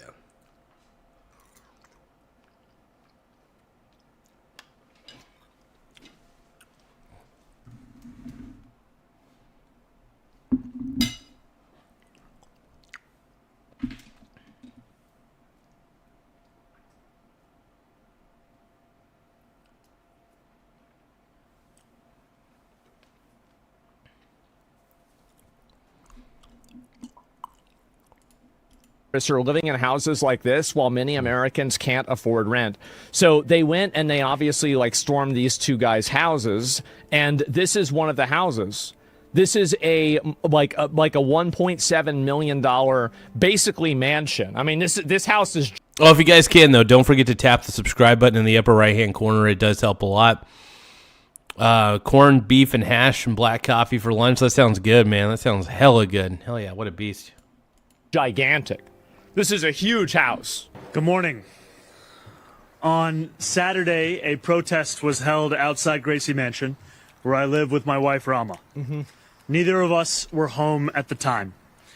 This was a vile protest rooted in white supremacy entitled Stop the Islamic Takeover of New York City. I'm the first Muslim And then mayor. somebody who was Islamic threw a bomb at them. But you're not going to mention that. Yeah, he should mention that. And I think it's important that he mentions that he's the first Muslim mayor. God, Mamdani's so fucking frustrating, dude. This guy's the... Ugh. If you guys can, though, please subscribe to the channel. We're currently sitting at 8,717 subs. Once again, we're sitting at 8,717 subscribers. I want to thank everybody for taking the time to become subscribers. We're a smaller channel for sure. We're trying to get to 8,800 subs by the end of the stream. I don't know if we could do that, but at least by the end of the day, I think we can get to 8,800 by the end of the day, but we'll see what we could do. We'll see what we could pull off. But thank you guys for subscribing. I really appreciate it. Of the city. I think that it's very obvious that there is a certain subset of Muslims that are in America and in Western countries that try to actively downplay any instance of bad behavior They always that Muslims do, and then They always do, and this is why... God, Mamdani's awful. Immediately play it off like it's something else or try to cry Islamophobia or some other variation of that. The most ironic and funniest thing about this is that we have a bigger issue with like radical Islam and this terrorism shit than countries in the Middle East do. They're worried about sending their people up to Europe because Europe has more radical people than they have, and they're the Muslim countries. So this entire idea that it's Islamophobic to go after these terrorist people is insane. Of New York City. I'm the first Muslim mayor of our city. Yes. Anti-Muslim bigotry is nothing new to me, nor is it anything new for the 1 million or so Muslim New Yorkers who know this city as our home. So this is basically what happened, is that somebody did a protest, and then someone else threw a nail bomb into the protest while screaming Allahu Akbar, and they were inspired by ISIS, which is a Muslim terrorist group. And then the Muslim mayor comes up and he talks about how terrible it is that people don't like Muslims. Can you believe this? And also, if I take a step back, this isn't helping Muslims. It's not. It's just making everything worse. You don't lose anything by condemning people that are openly trying to throw bombs around and speaking and playing English about... Dude, Mamdani is such a failed mayor, dude. Oh, there's a live press briefing. Oh, White House briefing. Hold on.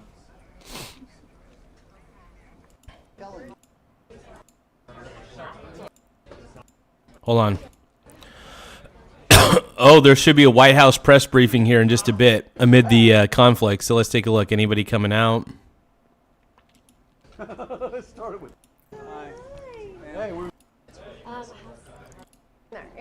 But I can't hear anything. They have not talked to me.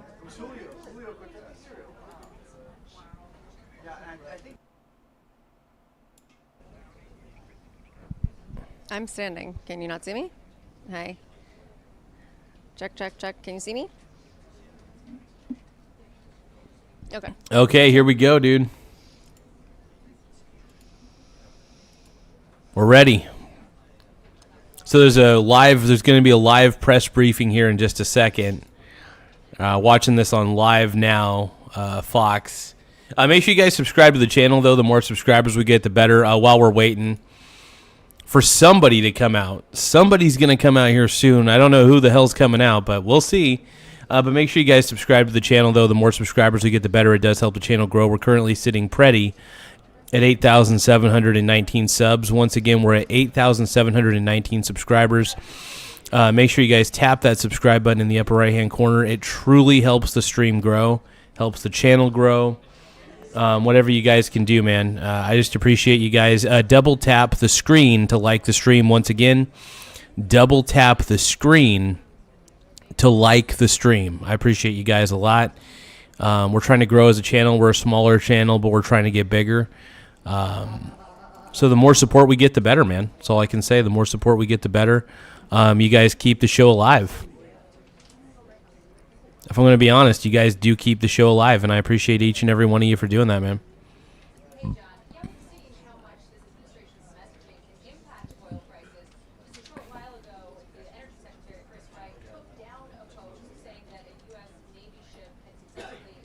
Yeah, so I can't hear anything that this lady's saying at the moment, so we're just kind of waiting this one out. We're waiting we're waiting for somebody to come up to the podium. So far I think we got some. You could barely hear this gal talk. You could barely hear anything she's saying. Well, look, there's still an enormous amount of questions about this timeline in particular, and what we heard at the Pentagon today was Pete Hegseth putting this squarely on the president. So obviously that is going to be something that comes up. One of the things that we had heard from the Secretary of Defense was that this was going to be roughly Samuel 3 weeks Westall, to what 8 up, bro? weeks. Well, he completely walked that back during his press conference today, saying they weren't going to give a timeline, and then saying they were going to defeat and make sure that they had all of the objectives done, but also they were going to be doing it on their own timeline. So yeah, we're still waiting for somebody to come out, basically. We're still waiting for anybody of importance, I guess you could say, whether it's Caroline Leavitt or whoever the hell's coming out. But yeah, make sure you guys, if you guys can, double tap the screen to like the stream. Once again, double tap the screen to like the stream. It really does help the channel grow in more ways than one.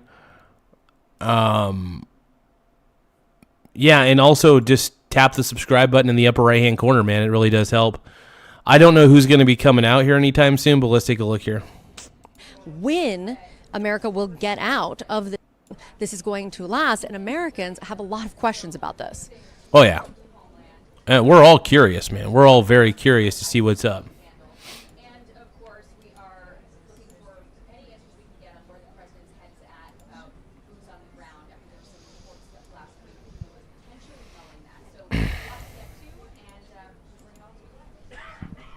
Thanks.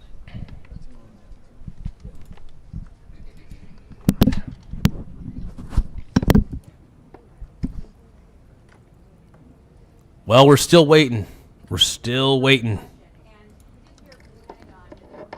But yeah, don't forget to subscribe to the channel, you guys. More subscribers, the better. It does help the channel grow, man.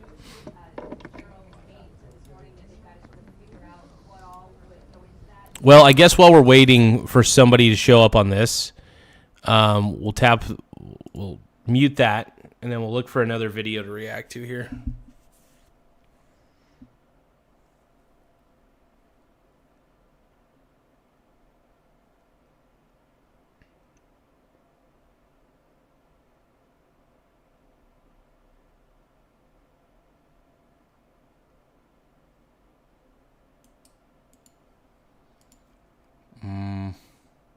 Okay, so there's nothing going on there. Yeah, we're still waiting, man. We're still waiting. Yeah, still nothing's happening. We're just kind of waiting it out, man.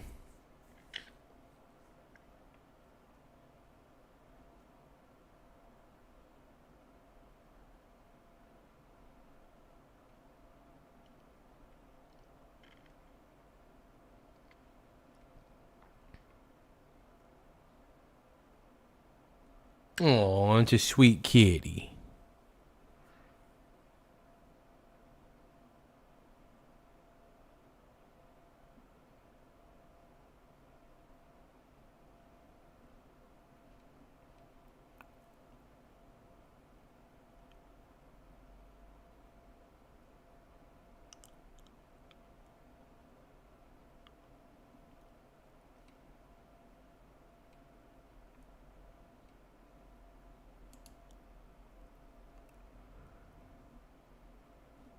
How's it looking? Let's see.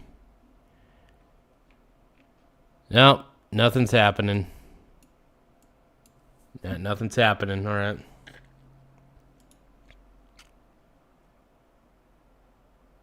Well, I guess we'll watch Asman.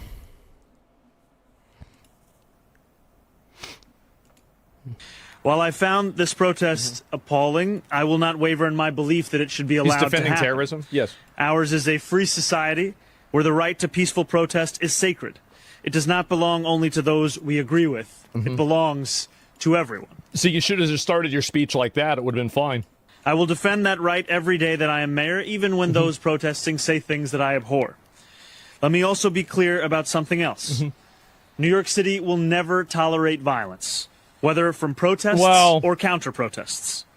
Many of the counter-protesters met this display of bigotry peacefully, with a vision of a city that is welcoming to all. Yes. But a few did not. Two All men, right. Amir Who are these men? Balat and Ibrahim Qayyumi, traveled from Pennsylvania and attempted to bring violence to New York City. They are suspected of coming here to commit an act of terrorism. Yes. There is video of these two individuals throwing two devices towards the protest. The police department has determined that these were improvised explosive devices made to injure, maim, bombs, or worse. Yep. Mom, Donnie, get to the point. Thanks to the swift and decisive actions of NYPD officers at the scene, both men were immediately taken into custody. And you can see how he never even talks at all about the intent or the reason why the bombing happened. He had no problem saying that Jake Lang was a white supremacist that was anti-Muslim and that he's a Muslim. Yep. But he won't admit it. He won't admit what the true reason behind it was, and it was it was basically ISIS-inspired terrorism. And Muslims Straight get a bunch up. of hate in Straight up. America. And the thing is that, like, you never connect these two things. That a lot of average, reasonable people see this and they look at this and they say, "Why is Zoran swiping? Why is he sweeping for Muslim terrorism? Why is he trying to downplay this? Why is That's what Mr. Mamdani does, dude. He's an he expert in it. spending more time talking about why Jake Lang is bad than why the people that did this threw the bomb?" It's obvious. And in my opinion, the reason why is because he's a Muslim too. I think that's the reason. I think that he's sharing ethnic and also religious solidarity with them, and he's protecting their actions. I think that's what That he's sounds doing. about accurate, man. Unfortunately. They brought Unfreaking taken fortunately. off of our streets. These people put their religion above the country. True. And this is a huge component of what's going on. Is you have people, there are some people who put their country over their religion, and you have other people that put their religion over their country. Yep. It's a hard mix. It's a hard mix. What do you do? When you're in government, though, you should put your... I mean, you know, it's okay to have your own personal faith and all that shit, but at the same time, it's like, come on, man. Oh, is somebody finally coming out? Well, I guess nobody's coming out yet. Let's keep going. People that put their religion over their country and end up on the side of terrorists should not be in America, period. Yeah, they agreed. should not be in America at all. I want to commend the officers Donnie's sweeping this under the rug, man. He's sweeping the ideology under the rug. who were on site.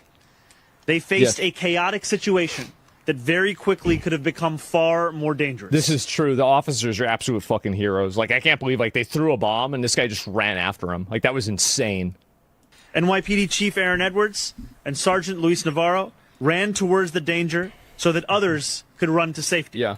They're here with us now, and I want to thank them today publicly. Hey, thank you guys for tapping the like button and tapping the subscribe button. If you guys can, though, double tap the screen to like the stream.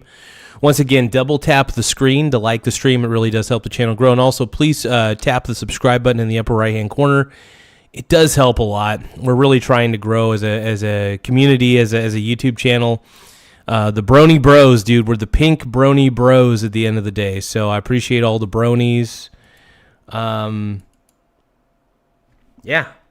I appreciate you guys double tapping the like button or double tapping the screen to like the stream. You guys are incredible, man. We've had a lot of great people subscribe and like, and the more likes we get, the better, man. So double tap the screen to like the stream. Let's go, dude. Publicly, as I did yesterday privately, and to thank the dozens of other officers who responded without hesitation. That is courage. That is selflessness. And I'm deeply grateful to both of them and to every member of the NYPD who works every single day to keep New Yorkers safe. As the NYPD continued their investigation yesterday, they found a third suspicious device in a vehicle on East End between 81st and 82nd Street. Another device? Jesus, man. I wonder if these are the sleeper cells that they were talking about, the Iranian sleeper cell people. I feel like these are the people they were talking about. Abundance of caution, they conducted a number of limited evacuations of nearby buildings before removing the device from the area. Once the device good thing they got it out of the area, though. Shit. Somebody coming to the podium? Oh, hold on. Nobody at the podium yet? Come on, man. What the fuck is taking so long? I just want somebody to come out on the podium. I'm not asking for much, man. I'm asking for very little here. Somebody. Anybody come out to the podium, please. Is anybody... Nobody's coming out of the podium. Fuck it. Anyway, tap the subscribe button if you guys can. The more subscribers we get, the better. It does help the channel grow. Appreciate all you guys for being so incredible and keeping this channel where it needs to be. You guys have helped keep the channel upright.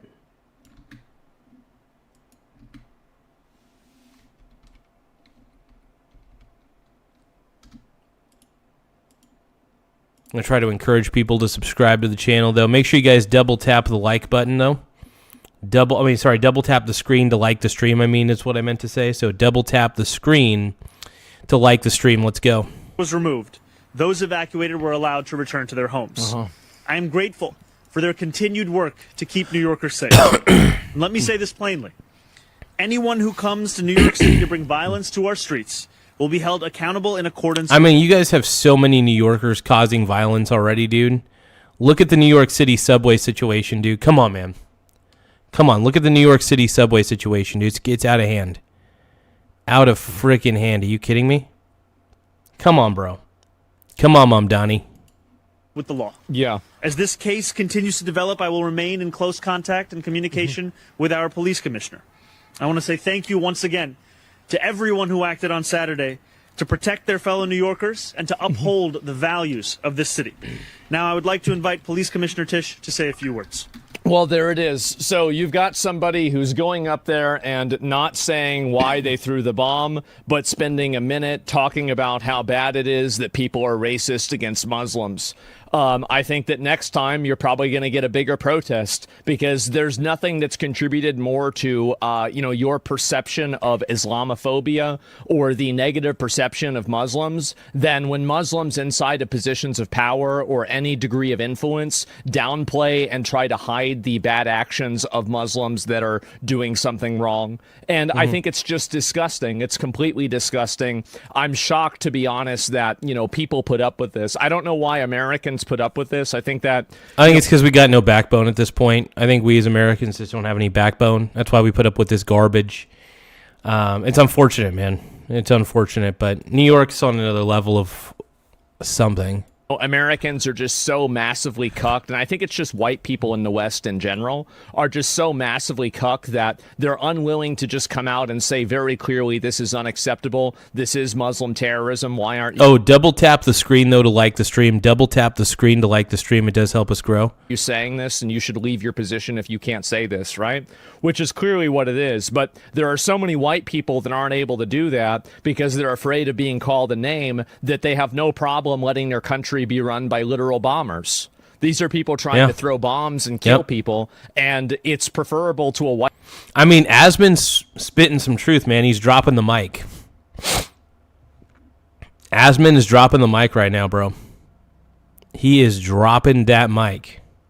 White person to let that happen than to be perceived as a bad name. It's just so fucking pathetic, man. It really is. And it only radicalizes people against Muslims. It will. And I think that this definitely, like, if you think about this event, did Zohran's approach to this, and this is an interesting way to look at it, and I'll see what you guys think about this. Did Zohran's approach to this event increase or decrease the negative sentiment for Muslims inside of America? What do you think? I think it increased, man. I think it increased it, bro. That's what I think. That's what I believe. Did it make it go up or down? Because in my opinion, I think it made it go. It made it go down. Or sorry, made it go up. It increased it. Yes, exactly. And so that's the main issue, right? Is that you have somebody here who's openly justifying and trying to downplay terrorism, right? Trying to downplay terrorism and doing this. I think it's a huge problem.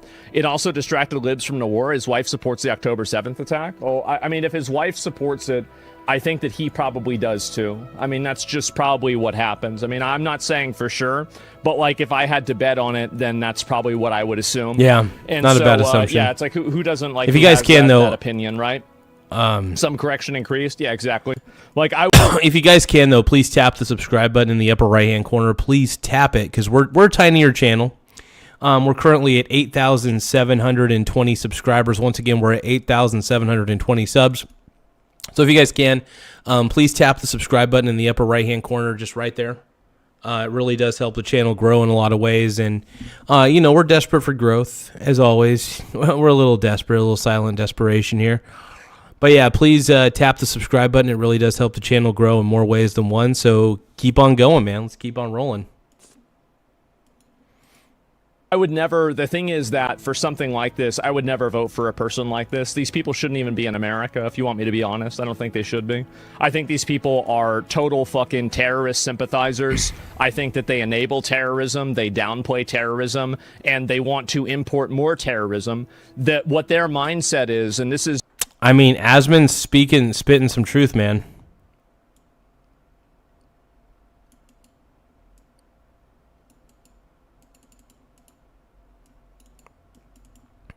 This is crazy, man. Crazy. Give me another moment, though. I'm going to eat a little more food. Just a little bit more.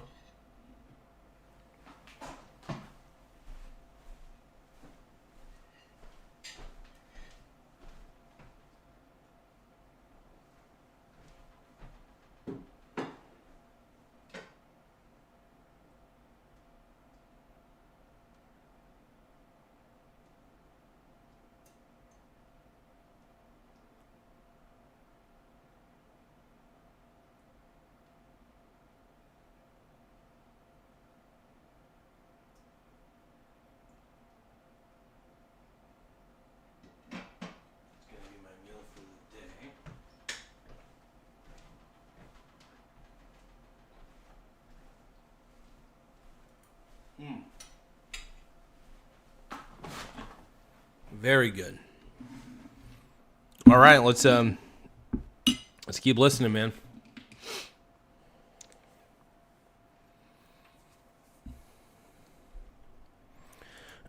maybe not Zoran specifically, but I think that a lot of people like this. Their mindset is to let's import a bunch of terrorists into the country that can be radicalized and then make it to where you can't criticize them or they'll be radical.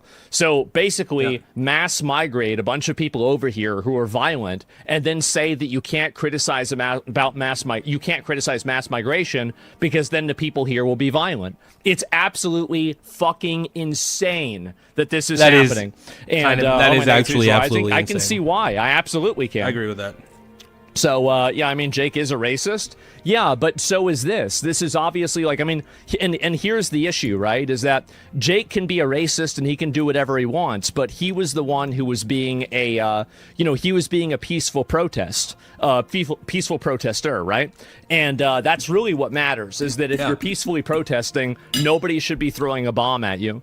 And to the... And that is the most logical sense to me.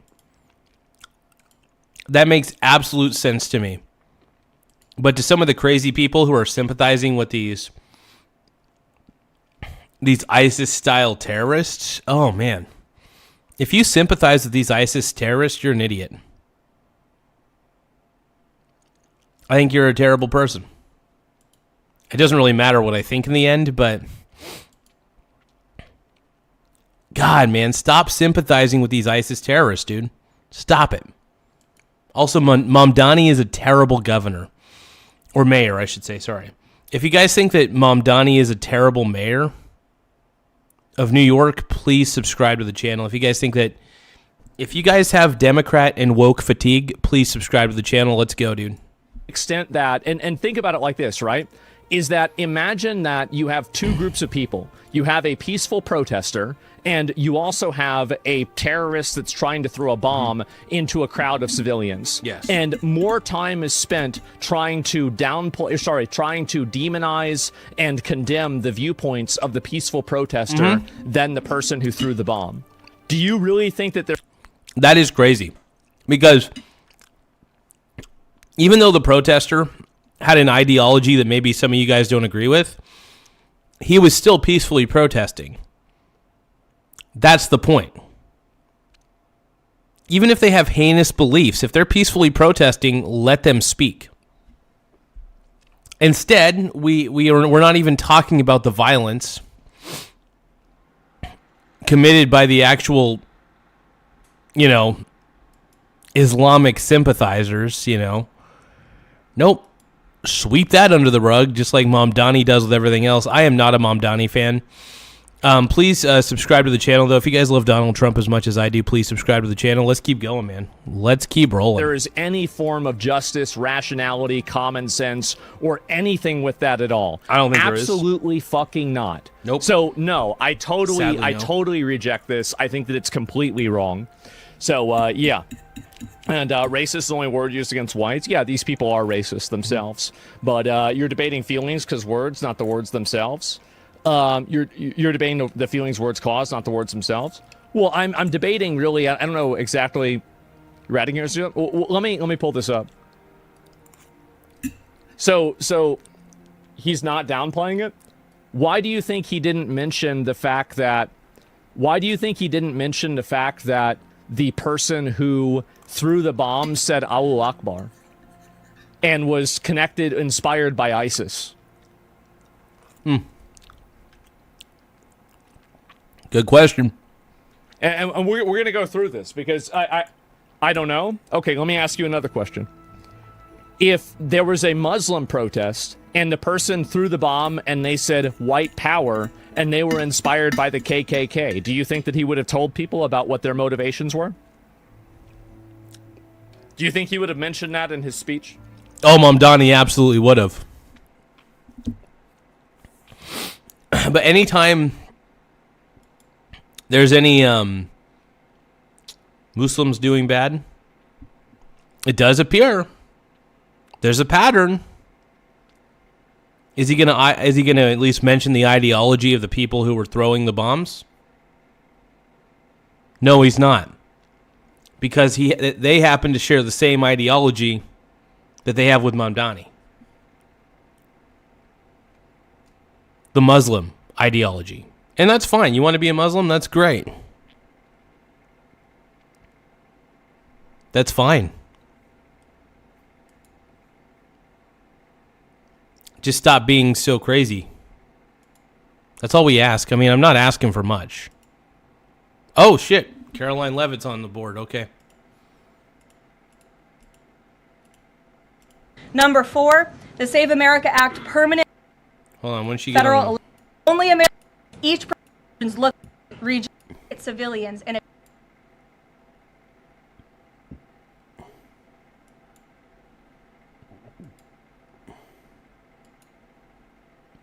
Iran's ballistic missile attack. Fisher Okay, so she tout came its out. Okay. economic victories and detailed the administration's efforts to continuing lowering prices to make everyday life more affordable for working Americans. The president will visit Thermo Fisher Scientific in Ohio and give All right. remarks at Verst Logistics in Kentucky. Hell yeah. On Thursday, President Trump and the First Lady will host a Women's History Month event in the East Room.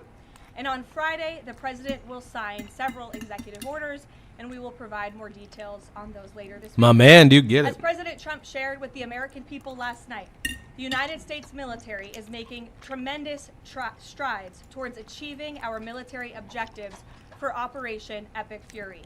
10 days in, this campaign has been a resounding success thus far, and America's warriors are winning this important. I do hope, I really do hope that this is a very quick war. I mean, the quicker the better. That's the way I see it. The quicker the better. Fight at an even faster pace than we anticipated.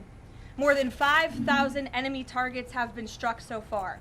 Iran's ballistic missile attacks are down more than 90%, and their drone attacks are down by approximately 85% since the start of Operation Epic Fury. It's been an United effective States is campaign. also Holy crap, man. annihilating the Iranian regime's navy, and we have destroyed more than 50 Iranian naval vessels, including a major drone carrier ship. None of the regime's vessels are operating in major regional waterways, and the Iranian Navy has been assessed as combat ineffective. The trend is clear. U.S. combat capabilities are increasing and growing more lethal and dominant by the day, while the Iranian terrorist regime's ability to respond has rapidly declined. Now, the U.S. Iran's going down, bro. Iran's going down. military is moving to dismantle Iran's missile production infrastructure. Our incredible B-2 bombers recently dropped dozens of 2,000-pound penetrator bombs on deeply buried 2,000-pound penetrator. Dude, that's huge. I mean, like, that's the size of a small car. missile sites. That is huge. Last night, President Trump reiterated his commitment toward keeping oil flowing through the Strait of Hormuz so the United States and all of our allies can receive their energy needs. President Trump will not allow rogue Iranian terrorists to stop the freedom of navigation and the free flow of energy. Let me be clear. It is a good thing to wipe out terrorists who indiscriminately target civilians and attempt to hold the global economy hostage. And President Trump should be commended for doing so. As the president... No, but we all know what the lamestream media is going to do. They're going to make Trump look bad, and like they always do. A lamestream media, man. Pisses me off.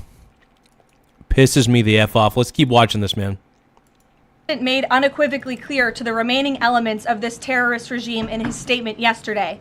If they do anything to stop the flow of oil or goods within the Strait of Hormuz, they will be hit by the world's most powerful military 20 times harder than they have been hit thus far. Damn. Moving forward, the stated objectives for Operation Epic Fury remain the same. Destroy the terrorist regime's ballistic missiles, raise their Iranian missile industry to the ground, ensure their terrorist proxies can no longer destabilize the region, and ensure that Iran never obtains a nuclear weapon. Absolutely, President man. Trump remains confident these goals will be accomplished in swift fashion. As for the oil, President Trump fully expected the rogue Iranian regime to try and disrupt the global markets. That's why President Trump and his energy team have been planning for this long before the strike and have moved quickly to address these temporary disruptions.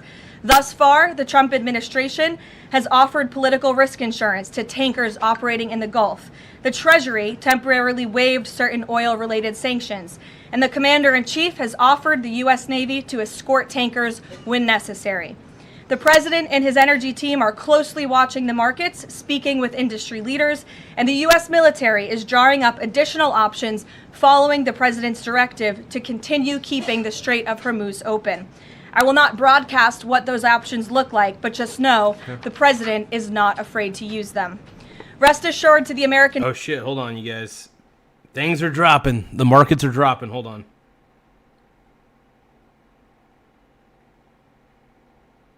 Where are they dropping to?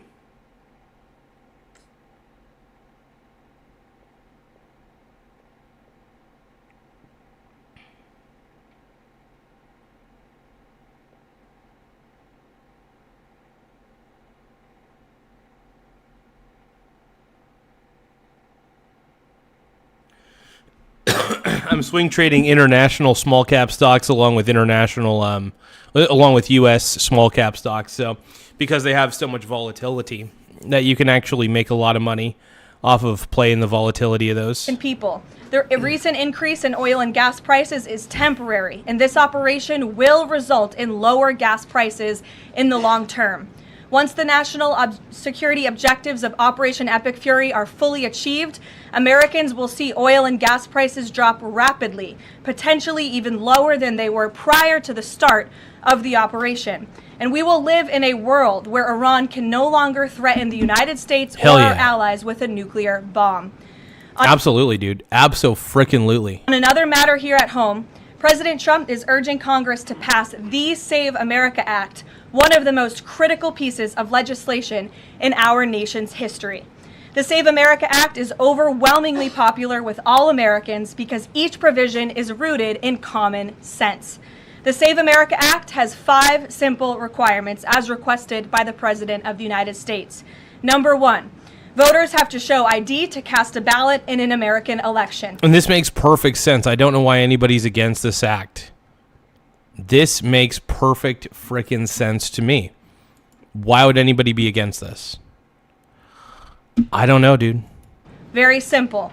90% of Americans, including more than 80% of Democrat voters, agree with this. Number 2, the Save America Act will require all voters to show proof of citizenship in order to register to vote in American elections. Again, this is popular and rooted in common sense. Only Americans... Because only Americans should be voting in American elections. Absolutely. Citizens have the right to vote in American elections. But after Joe Biden and the Democrats allowed tens of millions of illegal aliens into our country, it's more important than ever to ensure that only American citizens are registering to vote on our nation's voter rolls, and Congress needs to pass this. Number 3, the Save America Act abolishes the incredibly unsecure practice of universal mail-in ballots, which throw the door wide open for fraud. Importantly, the Save America Act maintains exceptions for Americans to use mail-in ballots for illness, disability, military, or travel reasons. The bipartisan 2005 report of the Commission on Federal Election Reform, chaired by, of all people, former President Jimmy Carter and former Secretary of State James Baker, concluded that, quote, absentee ballots remain the largest source of potential voter fraud. And it is time for Congress to finally address this. Number 4, without a freaking the Save doubt, America dude. Act... Without a freaking doubt, bro. 100%, bro.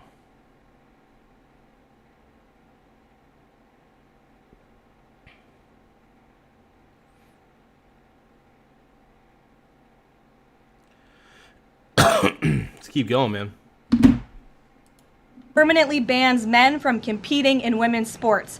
President Trump signed a landmark executive order upholding the promise of Title IX and ending this dangerous and unfair practice. But now it's time for Congress to codify this into law. Number 5, the Save America Act bans transgender mutilation surgery for children. Again, President Trump signed a common sense executive order to do this. That makes sense to me too. If you can't get a tattoo until the age of 18, then here's the thing. If you can't get a tattoo until the age of 18, why should you have any of those types of surgeries happening to you under the age of 18? It just doesn't make any sense. I mean, that's a life-altering surgery right there. And you may eventually have regrets about it. Just saying. And kept his promise to the American people, but now Congress needs to do the same and codify it. It's well past time for Democrats in Congress to stop perpetuating the radical and false claim that you can somehow change a child's sex. You cannot. Passing the Save America Act is the most important thing that Republicans and frankly Democrats can do to strengthen election integrity and protect our democracy. It's what the American people elected Republicans to do, and they must deliver on it as soon as possible. And look, I'm naturally an independent voter. Naturally, I'm an independent voter. But yeah, I mean, what she's saying makes sense. I mean, the Republicans have made more sense than the Democrats to me on a lot of issues. It's one of the reasons why I don't take the Democrats seriously at this point, you know? It's kind of tough to take them seriously. Let's keep going, man. The president is calling on Congress to get the job done and send this historic piece of legislation to his desk immediately for signature.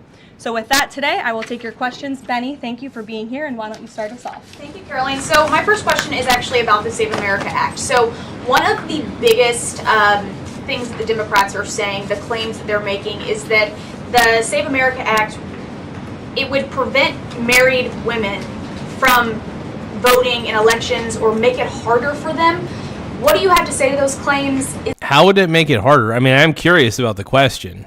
I'm curious about what the answer to the question is, but I don't know how would it make it tough for married women?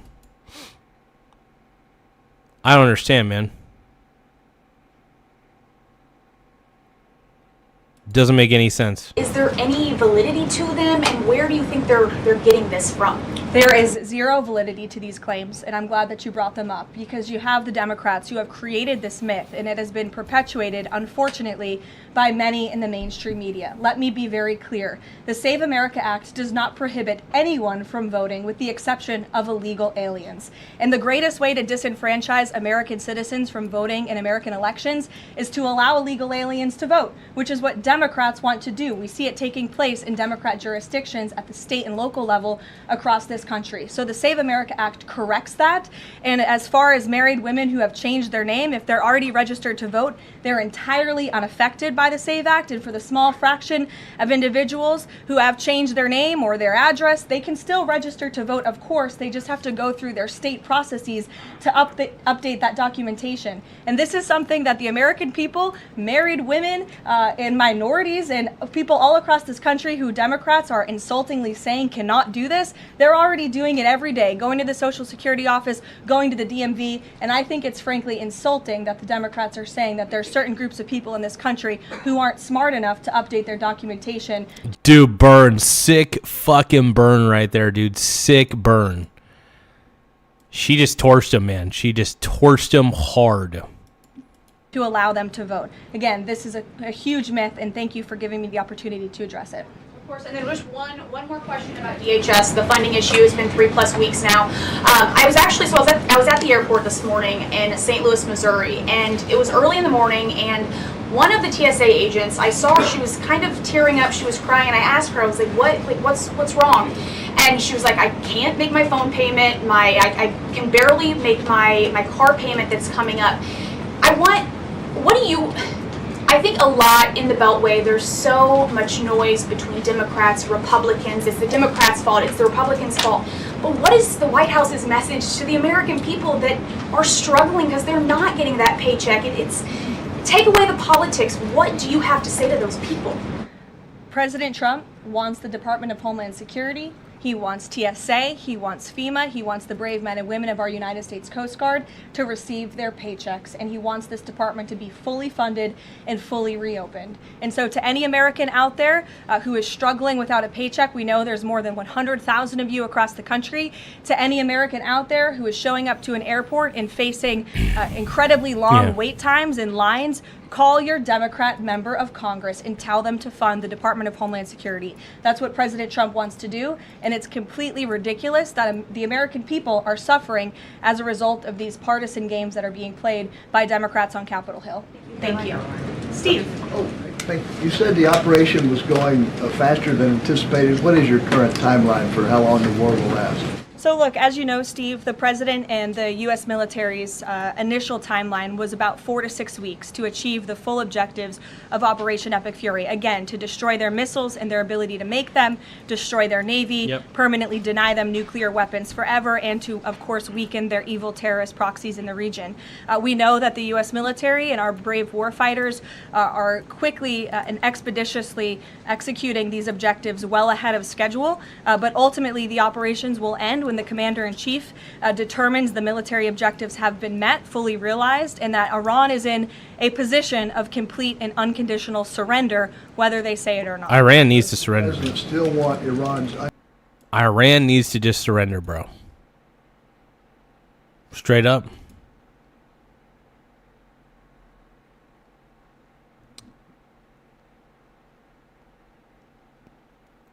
I love it, man. Hey, subscribe to the channel, though. Tap the subscribe button in the upper right-hand corner. It does help the channel grow. The more subscribers we get, the better, though. Like I said, we're currently sitting pretty at 8,721 subs. Once again, we're at 8,721 subscribers. Make sure you guys tap that subscribe button. We're trying to get to 8,800 by the end of the day. I think we could do it. I got some confidence in that, but, you know, whatever you guys could do to help out, we greatly appreciate it on this channel. Let's keep going.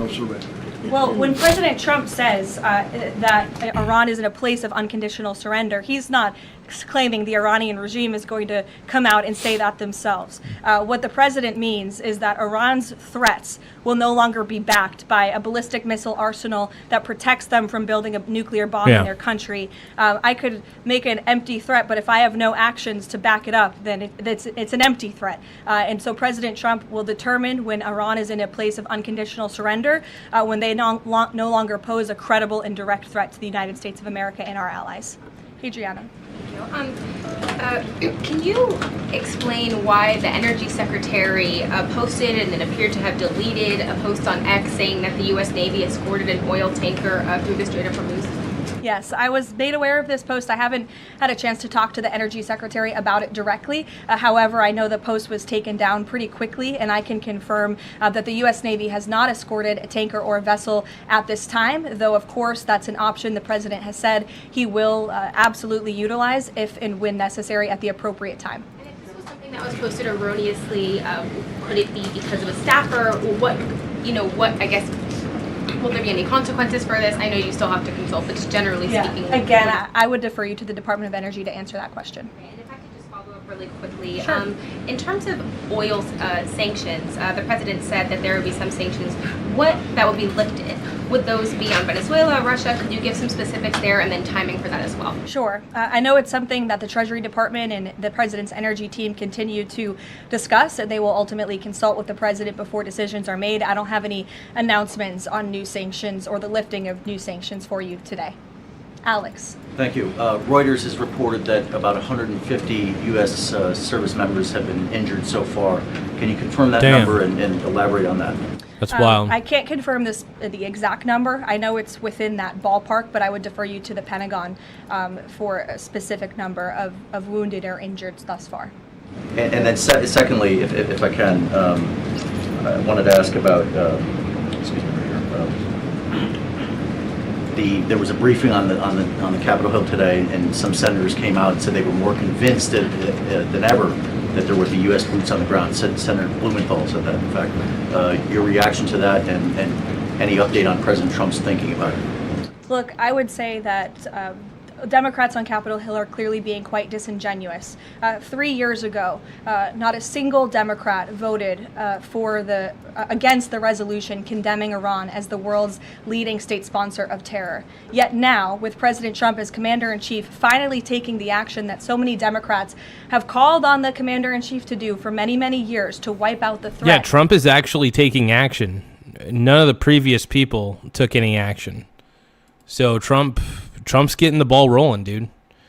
So yeah, I see nothing wrong with what I see nothing wrong with what Trump is doing, man. Trump is on the right path, man. Sorry. Of a rogue Iranian terrorist regime. Now, all of a sudden, Democrats are playing politics with this long-standing bipartisan policy of the United States, and 53 of them in the House recently voted against the resolution condemning Iran as the world's state sponsor of terror. So I wouldn't take Democrats at their word. As for boots on the ground, the president has talked about this repeatedly. Wisely, he does not rule options out as commander-in-chief. So again, I would hesitate to... ET is saying that Odin is a bot. Yeah, I believe Odin's a bot, dude. Absolutely. Odin, you're a bot. Get off my channel, bro. Get your bot ass off my... Dude, Odin, are you a bot?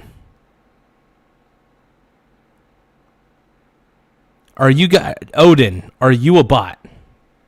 I think Odin's a bot, bro. I think Odin is one of those copy-paste open claw bots. That's what I think he is, bro. Odin is a bot. Confirm anything that a Democrat on Capitol Hill says right now about the president's thinking.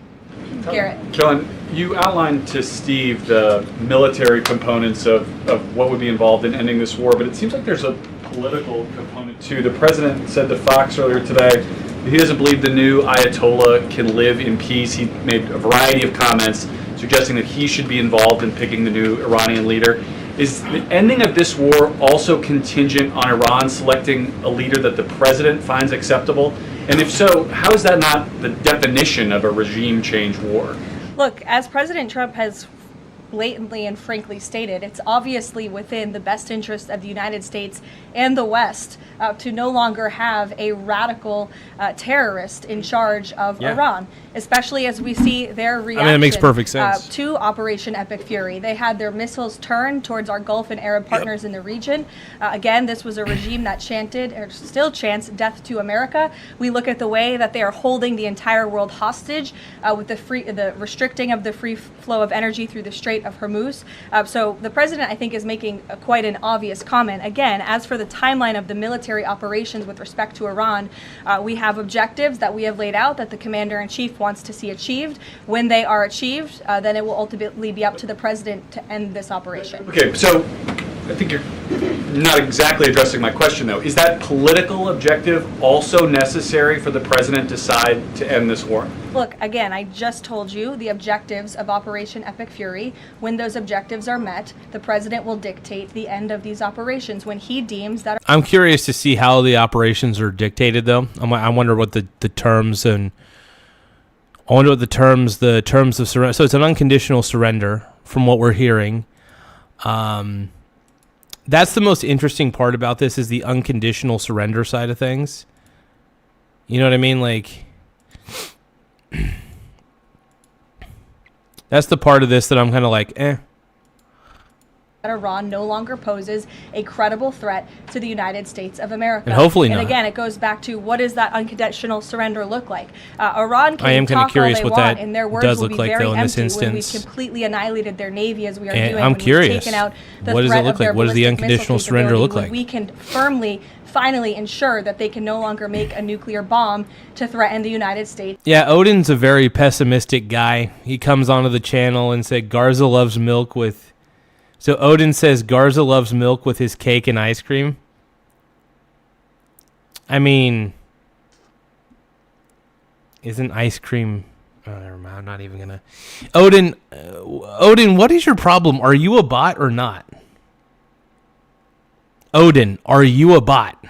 Just answer the question. Are you a bot? It's in our allies and our What are troops you, in bro? the region, and that's what President Trump is ultimately seeking to do with respect to this Odin's the operation. man. Jennifer. There was a shooting outside of a synagogue in Baltimore. Do you know if the president has been briefed on that, and do you have any more details on what happened? I don't, but we certainly will get you more details, Jennifer, and I don't know if the president has briefed, but I'll check on that when I get back to the Oval Office after this.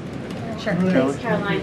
The president said yesterday for the first time that he had to strike Iran because he believes that Iran was going to strike U.S. targets within 7 days. And then he bumped that down later to 3 days. Where is he getting that? Well, that's not the first time the president...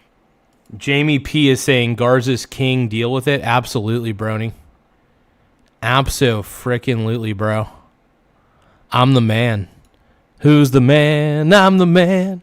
Who's the man with the plan? I'm the man. I don't give a damn.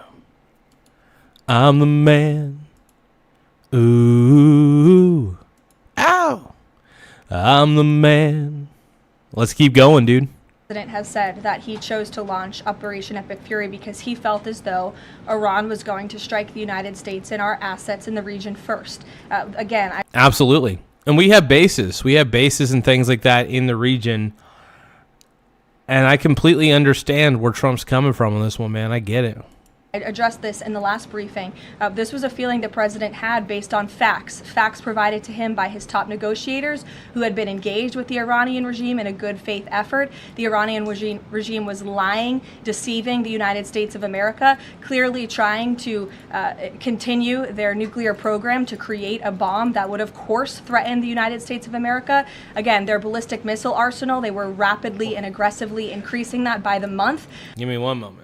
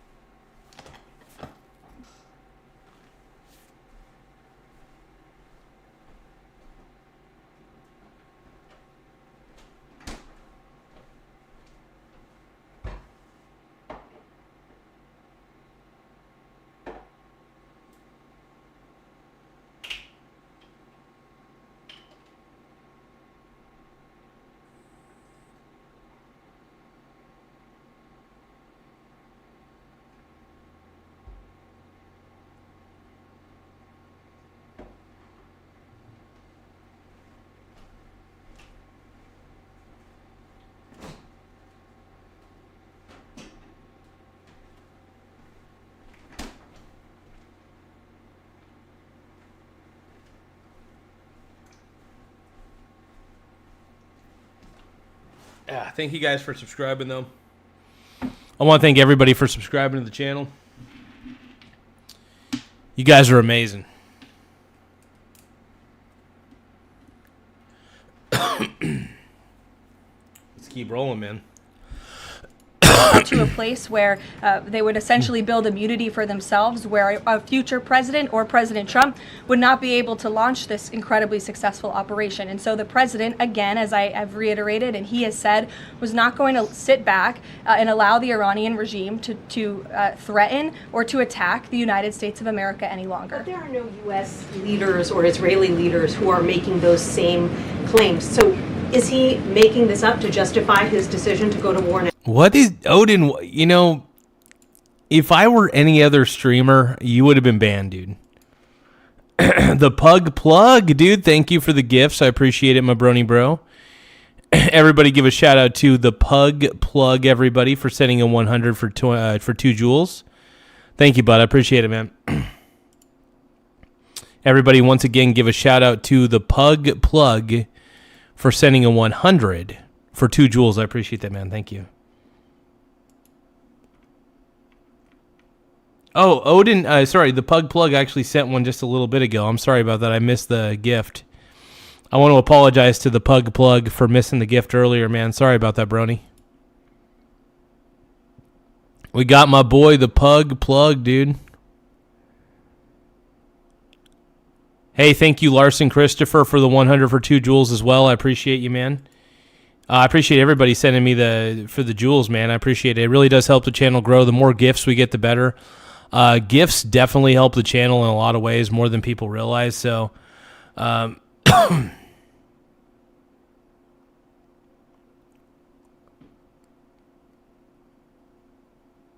Pug Plug says, keep up the good work, man. Love the show. Thank you, Pug Plug. I appreciate you, Brody. Brony. And then Larson Christopher says, don't thank me. Thank you. I appreciate you, man. Thank you. No, everybody, thank you for, seriously, for not only subscribing, but for the gifts.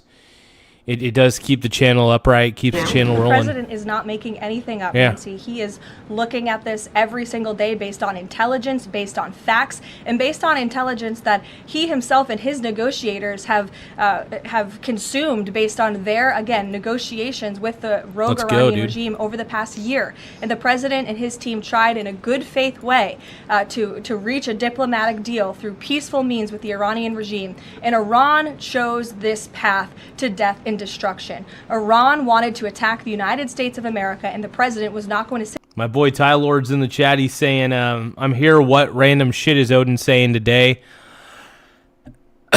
My boy Odin's on one, man. My boy Odin is copy and pasting and size Queen Nation. My God, dude. Odin, what is your problem, brony? Come on, man.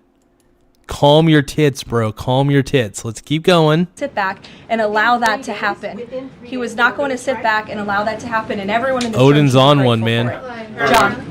Thanks a lot, Caroline. Two questions for you. One has to do with a follow-up to your statement that you made at the beginning of the briefing regarding the Save America Act. Sure. Yesterday, the Senate Majority Leader John Thune spoke on the effort to potentially have a filibuster broken, the rules for the filibuster broken. He said the votes aren't there, one, to nuke the filibuster, and the votes aren't there for a talking filibuster. He says that's the reality. What's your reaction to what Senator Thune said? Look, I think President Trump, the urgency behind his need to pass the Save America Act and his desire to get this country-saving legislation passed has been made quite clear. He wants all options on the table, and he wants the Senate to move as quickly as possible through whatever means necessary. And then secondly, just regarding the president's trip tomorrow, looking ahead, why Ohio and why Northern Kentucky? Well, why not? These are two great states with great Americans. Just wanted to know why they were chosen. Great states with great Americans. The president will be joined by lawmakers from both states who he greatly admires and respects and supports. And he'll be meeting with business owners in both of these places and talking about the economy, which is, of course, Hell yeah. the utmost importance to him. Caroline, thank you. Last week, the Energy Secretary issued a waiver for India to get oil, Russian oils, during this energy crisis. Yes. Make sure you guys subscribe to the channel, though. Tap the subscribe button in the upper right-hand corner. It really does help the channel grow in a lot of ways. So the more subscribers we get, the better. But I do want to thank everybody for taking the time to subscribe. But yeah, just please tap the subscribe button in the upper right-hand corner. We're trying to get to 10,000 subs as soon as possible. So the more subscribers we get, the better. It really does help in more ways than I can even say. But you guys are incredible. Thanks for helping out the channel, and let's keep rocking.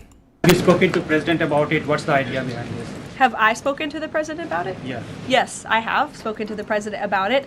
And the president and the Secretary of Treasury and the whole national security team came to this decision because our allies in India, as you know, Lalit, have been good actors and have previously stopped buying sanctioned Russian oil. So as we work to appease this temporary gap of oil supply around the world. Thank you guys for tapping the subscribe button, though. Hey, here, let's give a shout out to Michael Doolittle. Thank you for subscribing to the Michael Garza Show. Don't forget to tap the subscribe button in the upper right-hand corner. And let's also give a shout-out to Frank Musica. I'm trying to give everybody their flowers right now who subscribed earlier. Thank you for subscribing to the Michael Garza Show. As I can. Thank you, guys. Don't forget to tap the subscribe button in the upper right-hand corner. And then we got one more. We got TripMD310. Thank you for subscribing to the channel, man. I appreciate it. Thank you for subscribing to the Michael Garza Show. Don't forget to tap the subscribe button in the upper right-hand corner. No, I really appreciate everybody for subscribing. Let's keep going. World because of the Iranians. We have temporarily permitted them to accept that Russian oil, and this Russian oil was already at sea. It was already out on the water. So this short-term measure, we don't believe it will provide significant financial benefit to the Russian government at this time. I have one more question about Pakistan. You know, Pakistan is a neighbor of Iran, and Pakistan is also an ally of U.S. President has been praising a lot about the Field Marshal. Is Pakistan providing any kind of support in this war against Iran? That I will have to check on with the Pentagon and get back to you. Sure. Thanks, Caroline. The president said yesterday that President Putin told him he wanted to be helpful in the Middle East. The Kremlin put out a statement where Putin said, quote, "I would like to reaffirm our unwavering support for Tehran and our solidarity with Iranian friends." How does the president think that Russia could be helpful, if not helping Iran? And did the president push Putin on Russia sharing intelligence with Iran in this war? The president and his special envoy Witkoff have both said that, of course, they've sent a message to Russia that if that was taking place, it's not something they would be happy with, and they hope that it is not taking place. As for further details about the discussions between these two leaders, I'll leave it to the president to divulge any more of that conversation, but he did confirm it yesterday and provided you with a little bit of the background in his view and his perspective, as he always does. Luke. Regarding the missile strike on the Iranian school, how long does the administration expect that investigation to take, and will the White House or the Department of Defense release? I still think because they found out it was a Tomahawk, I think it was the Iranian government who did it, to be honest.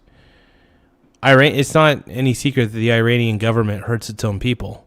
So it's a full report of its findings once the investigation is complete. The Department of War will do that. The investigation continues, and as the president said yesterday at his press conference, he will accept the conclusion of that investigation, whatever it may be. We'll go to the back row for some love. Sure, in the back with the glasses. Go ahead. Regarding the shield of the Americas. Carolyn, is and there then you can go, but go first. Okay, thank is you. Is there an update regarding You have rough real estate back there, so I'm is trying to give you is some there an love. update regarding Cuba, and also is an economic deal imminent? Sure. I don't have any updates on Cuba for you today.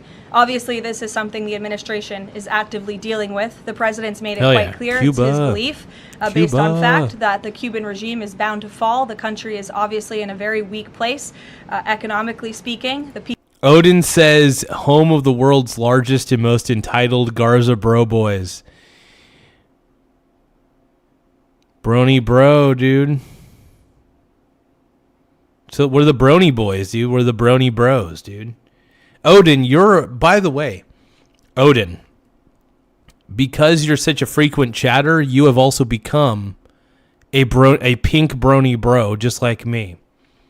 We're all pink Brony bros at the end of the day. I think Odin is out of his fucking mind. But let's keep going, man. Let's keep going. People are crying out for help, and the president believes and knows that the Cuban regime wants a deal. So, as you know, Secretary of State Rubio has been engaged in those conversations as directed by Marco the president. Rubio, dude, I don't stud. have any updates for you today, though. Thank you, Caroline. Regarding Sure. the Shield of the Americas, the initiative by President Trump this weekend. Hey, thank you guys for tapping the subscribe button in the upper right-hand corner. We're currently sitting pretty at 8,000. Dude, we're at 8,724 subs. Once again, we're at 8,724 subs. Let's see if we can get to 8,730 before the stream ends, man. I think we can. I mean, we've gotten a lot of subscribers already just in this one stream alone.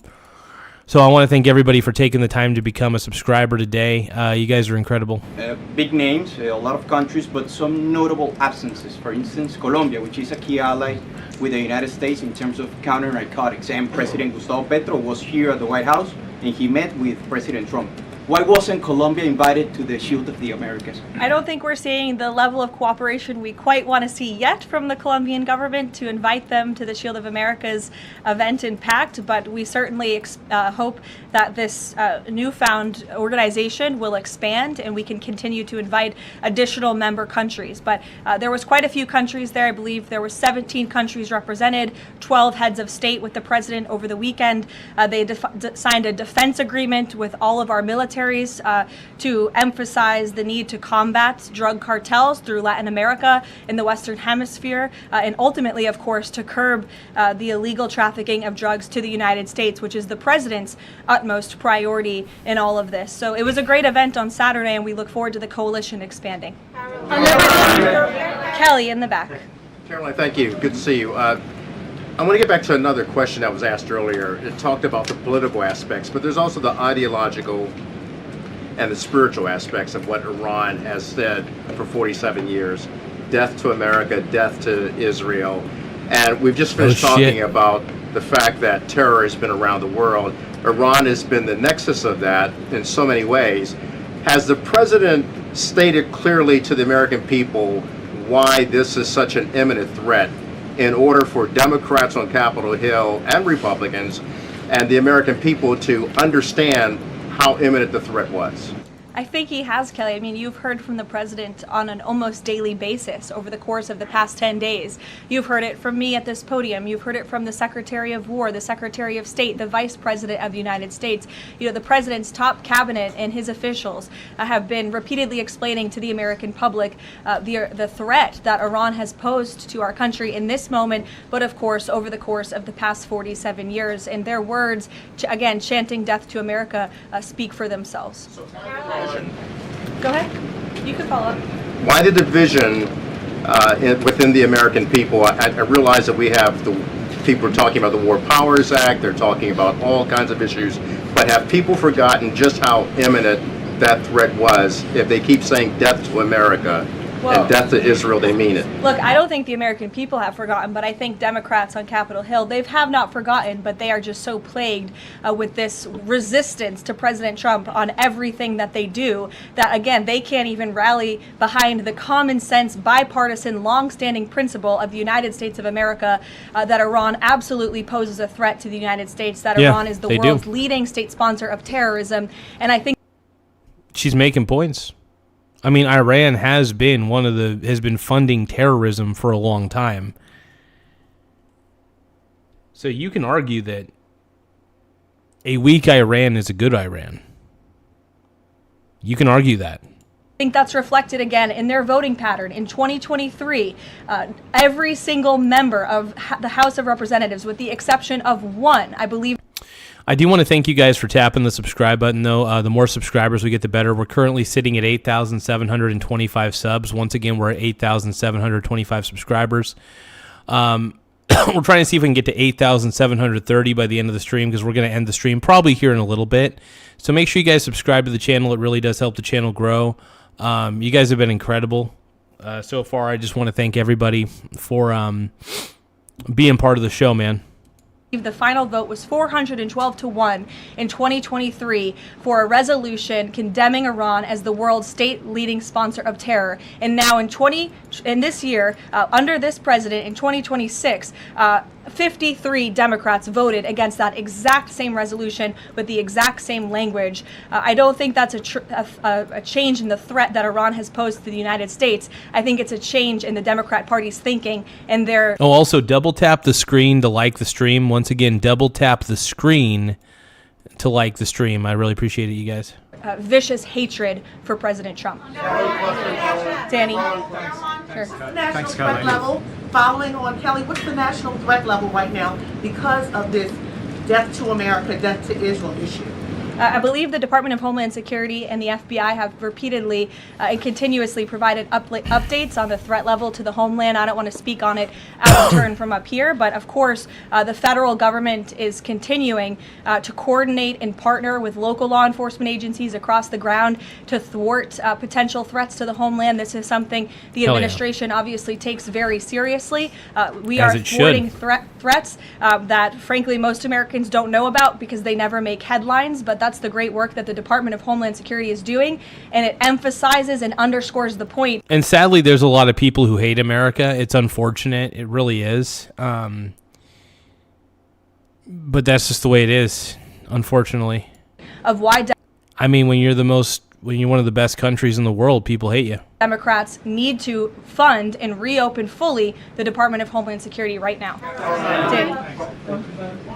In school, why did President Trump say yesterday that Iran may have Tomahawk missiles when there are only 3 other U.S. allies plus the U.S. that have those missiles and therefore could... Look, again, as the president said yesterday, he will accept the conclusion of this investigation by the Department of War.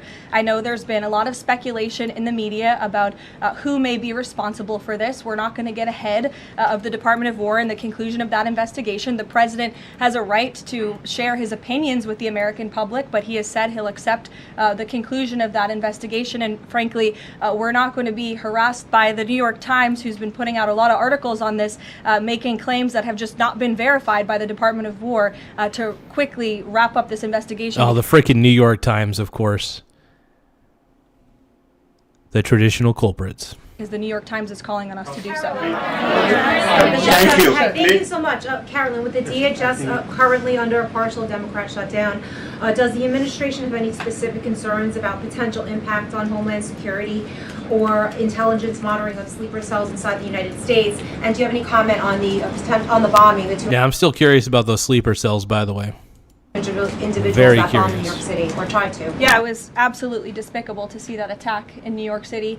I know the FBI is investigating, and the Department of Justice and SDNY have announced they are charging those two individuals and alleged terrorists, and I know they won't rest until justice is sought in this case. Daniel. Thank you, Caroline. Appreciate it. Millions of Americans are filing taxes for the first time since the president signed the One Big Beautiful Bill Act into law.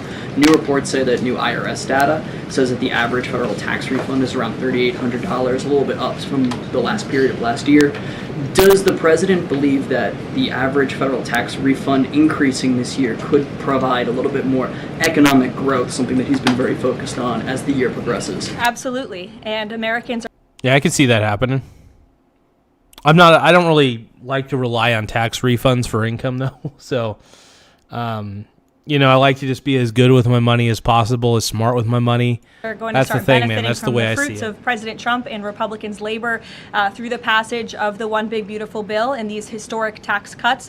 We are midway through tax season, so just to provide an update from the Treasury Department that just went out moments ago, nearly 63.5 million tax returns have been processed thus far, 45% of the anticipated total number of tax returns by April 15th, so don't forget to file your taxes, people. And the average refund this year is more than $3,700.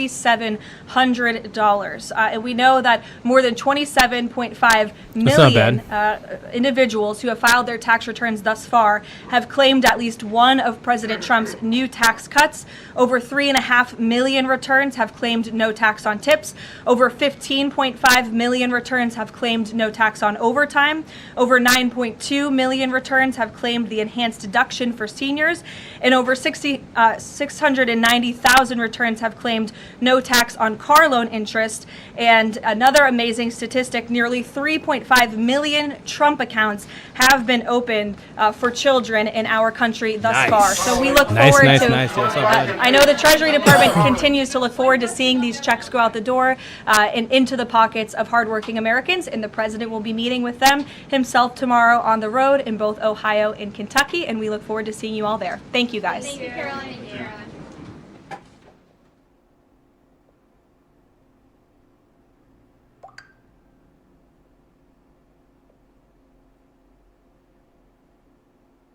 Well, that was a good situation, I guess. Sounds like a pretty good update overall. Heck yeah, man.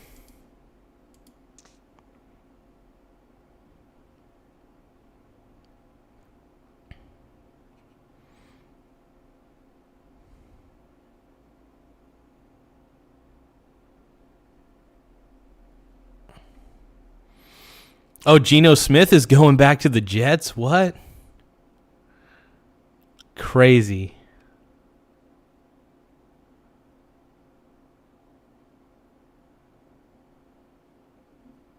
Let's watch the rest of this, I guess.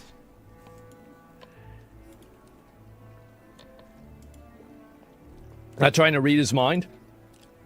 I'm asking you what you think. Like what do you think?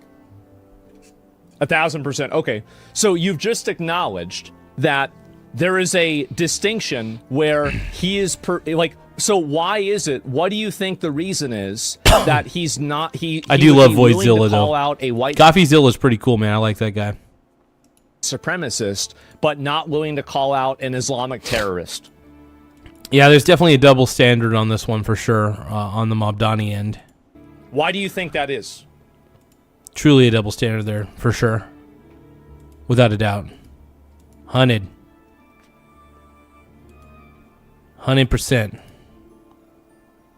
We're going to get there. Votes? You don't think that it has anything to do with the fact that he has the same identity as this person? And also, by the way, does that make it better? I feel like that's just as bad. Yeah. It says a lot. His lack of saying anything says volumes. Speaks volumes. Absolutely. Yeah, isn't that just as bad? You don't think that there's any own group, no votes in power?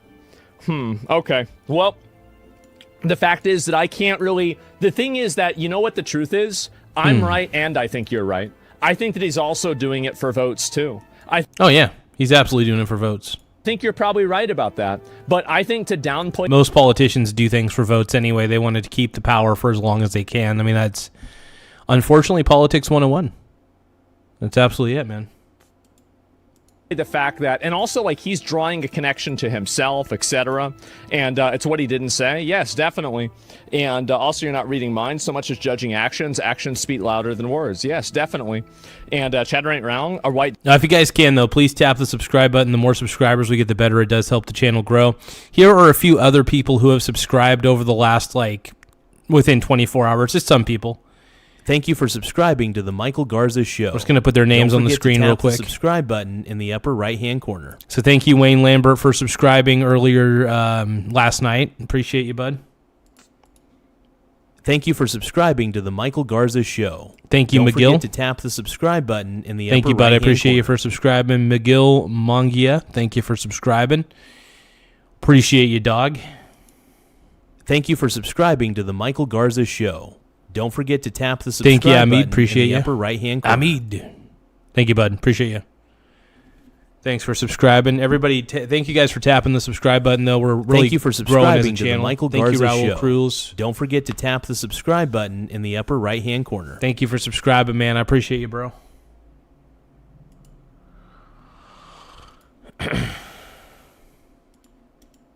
Democrat would have downplayed it as well. You know what? I think that's a great point. And you actually, that is a good point that you're doing. He just doesn't use the words that you want to hear. Well, no, but and also I think that there is a huge issue with this happening. Because also, if you, let's use second order effect logic here. If losing votes would mean calling out Islamic terrorism, then that would mean anybody that's doing that would probably be a supporter of terrorism that would be a problem in itself, right? And also, he isn't using the words I want to hear. I want to hear when a Muslim terrorist throws a bomb into an unarmed group of civilians, I want to hear that they are a Muslim terrorist and they should be sent to jail forever. That's what I want to hear. Yeah, especially if that is the truth. Especially if that is the truth. Exactly. 100%. 1,000%. You're on TV. And if I don't hear that on TV, I don't want to hear a single fucking thing about the person who they threw the bomb at. That's the thing. Oh, yeah. Please tap the subscribe button as well, you guys. The more subscribers we get, the better. It does help the channel grow. So please don't forget to tap that subscribe button, as it really does help the channel grow. Let's keep going, man. Let's keep rolling. And so if you want to talk about that, yeah, I do want to hear that. Absolutely. Because he's actively trying to misrepresent it. They're all politicians, man. I talk to their potential voters, all of them. I get it. Yeah. I understand what you're saying. But at the end of the day, he is enabling terrorism. He's sweeping for terrorism. And I do think that there is an own group bias that's happening. Absolutely there is. And even by your own admission, there's a second order own group bias that's happening because you're implying that if he criticizes Islamic terrorism, Islamic people will not vote for him, which means that they are exhibiting an own group bias for terrorism too, Yeah. which is still as big of a problem. So I see what you're saying. Asman is spitting some truth right now, man. Spitting But truth. I think you can hopefully see what I'm saying too about this. And it's a huge problem. If it was in reverse, Republicans would do the same. Well, I don't know about that. I have no idea. I think you have to think about it before. And you would want to hear a thing if it's a Christian terrorist threw a bomb into a crowd. Yeah. And all of them left, right, but we should call that out like you do. I do. I'll call it out every time. You know what? I don't like the way you said that, but I don't think that you're bringing up a point that's totally wrong. You're not going to get banned. So those idiots are captured by their narrative. They're not allowed to acknowledge any deviation. That's true, too. I wonder what his speech would have been like if the bomb killed any white supremacists. Well, I don't know, right? I mean, he probably would have still tried to downplay it. And so here's another part of it. defendants have admitted that they acted on Saturday because of ISIS. As alleged, both defendants have admitted that they acted on Saturday because of ISIS. Ooh, as Kayumi not a was good being place to placed be in. into an NYPD vehicle following That doesn't surprise me. That doesn't surprise me in the slightest. his arrest, a person in the crowd asked why he had done this. As shown on NYPD body-worn camera footage referenced in the complaint, Kayumi responded with ISIS. Nope. And at the precinct, after being advised of his Miranda rights and waiving those rights, Kayumi said in recorded post-arrest statements that he had watched ISIS propaganda on his phone and that his actions that day That were makes sense. partly inspired by ISIS. Yeah, it absolutely makes perfect sense, unfortunately. Yeah, I mean, this is a literal person that got inspired by terrorism. It's pretty fucking simple, honestly. Seems obvious what happened. And this sadly happens all the time. I'm not saying it's a good thing. It happens all the time, though, sadly. And the youth are impressionable, man. The youth are impressionable. The complaint also details statements made by Amir Balat after his arrest en route to the NYPD precinct. Hey, King Yeti, thank you so much for the happy poop yum yum. I appreciate you, bud. Hey, everybody, let's give a shout out to King Yeti for sending a happy poop yum yum. I appreciate you, bro. I always appreciate the happy poops. You know that. 24/7.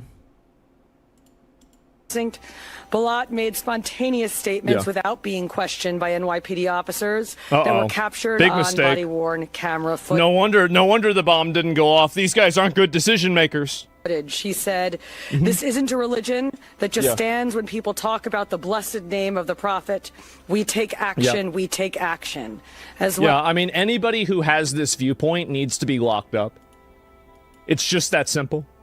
Anybody who thinks that criticism of their religion is acceptable to be met with violence needs to be locked up, deported, or removed from public society one way or another. Firmly It's not agree even a with that. question.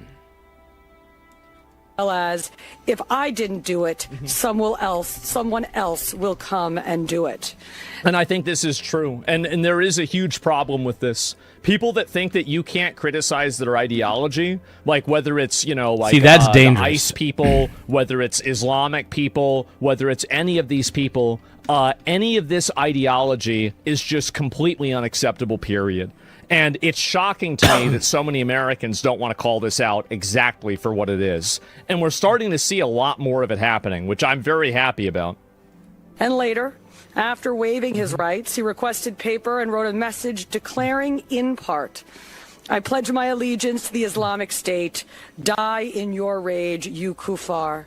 Oh my God, dude. What the frick? Now die in your rage. Kufar, I think, is infidel. I'm pretty sure. Is a Yeah, it sounds like the commonly known translation for ISIS infidel right slogan. there. And Something kuffar like that. is Crazy. an Arabic term that refers to non-believers. Yeah, infidel, yeah. He also told investigators that he had hoped to carry out an attack even bigger than the Boston Marathon bombing, Yep. which he noted resulted in only 3 deaths. I don't see why anybody's surprised by this. Yeah, this guy's he's just a super radicalized It's radicalized lunatics, exactly. 100%. terrorist. That's obviously what happened. These statements, as set forth in the complaint, make clear Yeah. that this was not random violence. This was a planned attack Yes. motivated by extremist ideology and inspired And by the reality is Oh, hey that guys, don't forget to tap the subscribe button in the upper right-hand corner. Once again, don't forget to tap the subscribe button in the upper right-hand corner. It does help the channel grow in a lot of ways, so I want to thank every single one of you guys for being so incredible. Now back to the show. at the FBI probably dropped the ball on this because they're not doing enough to monitor these people and actively take proactive action against them. Like the people that are going around making these bombs, doing this terrorist stuff, these people I think are probably trackable, and you can probably figure this out ahead of time. How did he get radicalized in the U.S.? I don't know. He probably. Tim Smith is saying this guy's parents were shady. They show up from Afghanistan to open up a convenience store. Suddenly they are in a $2.5 million home. Oh my God, really? That's flipping wild, dude. Tim Smith in the house, everybody. What up, Tim? We got my boy in the house.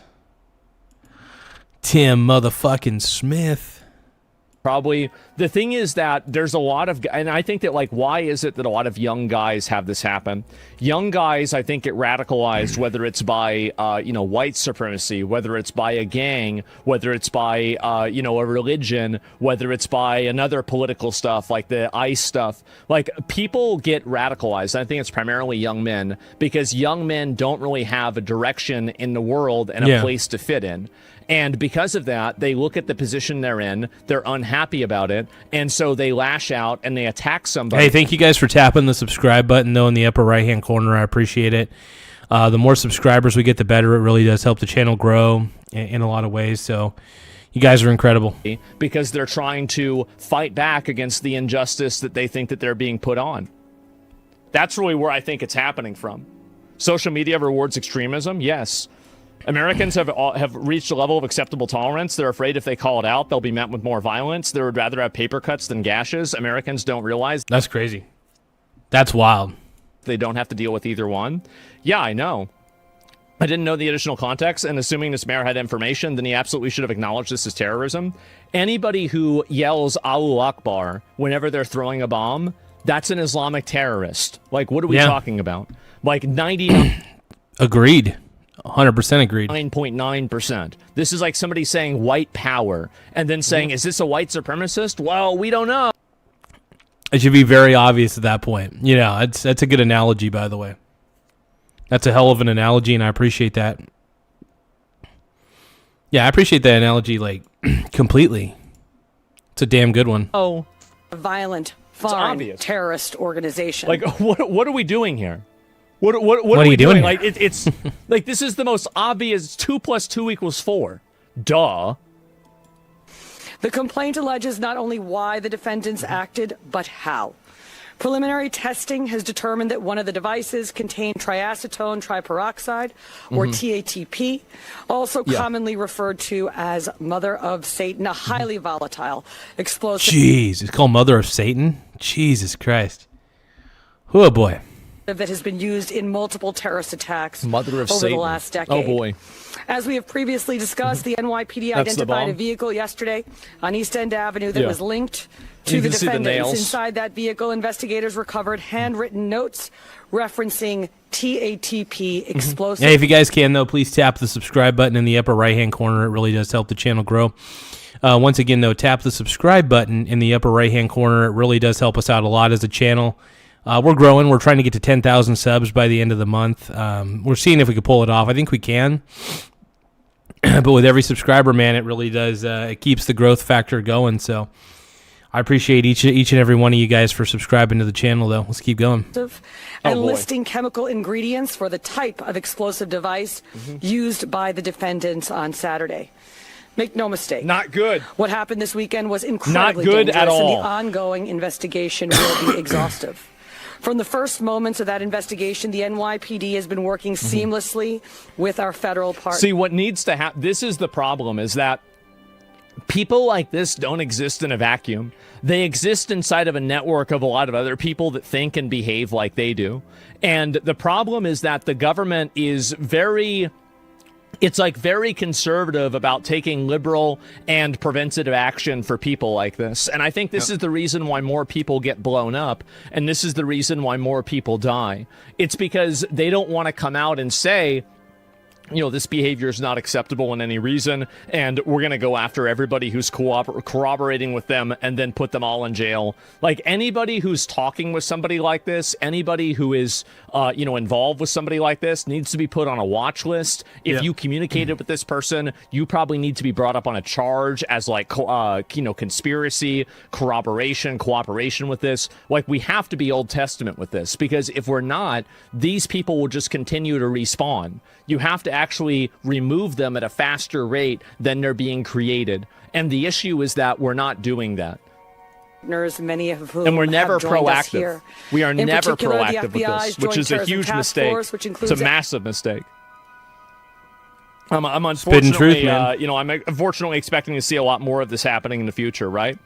And don't you think that's purposefully to keep people in groups together rather than together? No, I don't think so at all. Because if it's done purposefully to keep them in a group together so they can all be monitored collectively, then what use is the group if they're still throwing the bombs? Like at that point, right? I mean, I feel like it's kind of a mistake to even say that. I don't think that's the case at all. So according to CIA whistleblower, there are 8K confirmed terrorists that invaded during the Biden admin. I'd be surprised if it wasn't more, honestly. It seems like there's a lot of these. So, yeah, does it mean the killing is a problem of the roots are already off the table? I think that's generally what I think is, that's definitely a huge problem. Yeah, you're right. And too many people are too comfortable? I think so, too. Should we just ban Islam and Muslim from Western world and force them to make their own prosperity rather than compromise ours? Yeah. I don't think that you should ban it completely, no. But I think that whenever you look at people that are part of a group that are in a, this is like a racial or a religious group, then you need to approach it as if it's a problem. I think that because Islam is a religion, the government and I think Americans in general are afraid to approach it from a aggressive perspective because they're worried about it being effectively a breakdown of freedom of speech. But the problem is that when somebody's religion is enabling them to be violent, whenever it's enabling them to blow things up, etc., this is something that transcends religious freedom. This is something that obviously is a crime. And I think that's the main issue that's happening. And so, yeah, ban it. I mean, a lot of people do want to see it banned, right? And I think that's probably, like, eventually, if things like this continue happening, here's the reality. There will be enough people that banning Islam and then effectively compromising the First Amendment will be on the table. And I know people might not imagine that. You might say, oh, there's no way that could ever happen. That could easily happen. If you have 4 or 5 more of these bombings, what do you think average people are going to do whenever they see that all of these bombings are coming from the same groups of people? Think about how many of these trans shooters have happened and how that shifted people's perspective about trans people in general. This could easily happen. So this idea that, oh, well, it could never happen because it's in the Constitution, you can change the Constitution and you can just also do something that's unconstitutional. The government has done it many times. So I don't want to see that happen. I don't think it's a good thing, but I think that people will take drastic action like that if this problem is not addressed. It's possible. 1,000%. It is. America's Christian, and it is a Christian country. America is a Christian country. It's always been a Christian country. It's been founded on Christian values. This is obvious. So I'm willing to cut my finger to do that, to speak. Yeah, I get what you're saying. But common people are sheep, and they'll believe whatever the bullshit media feeds them. Yeah, but eventually, it's kind of like with COVID. So this is the issue, like with what happened with COVID, is that when COVID happened, you had a lot of people who were effectively when COVID happened, you had a lot of people that were effectively just okay with going along with COVID restrictions. They were okay with it.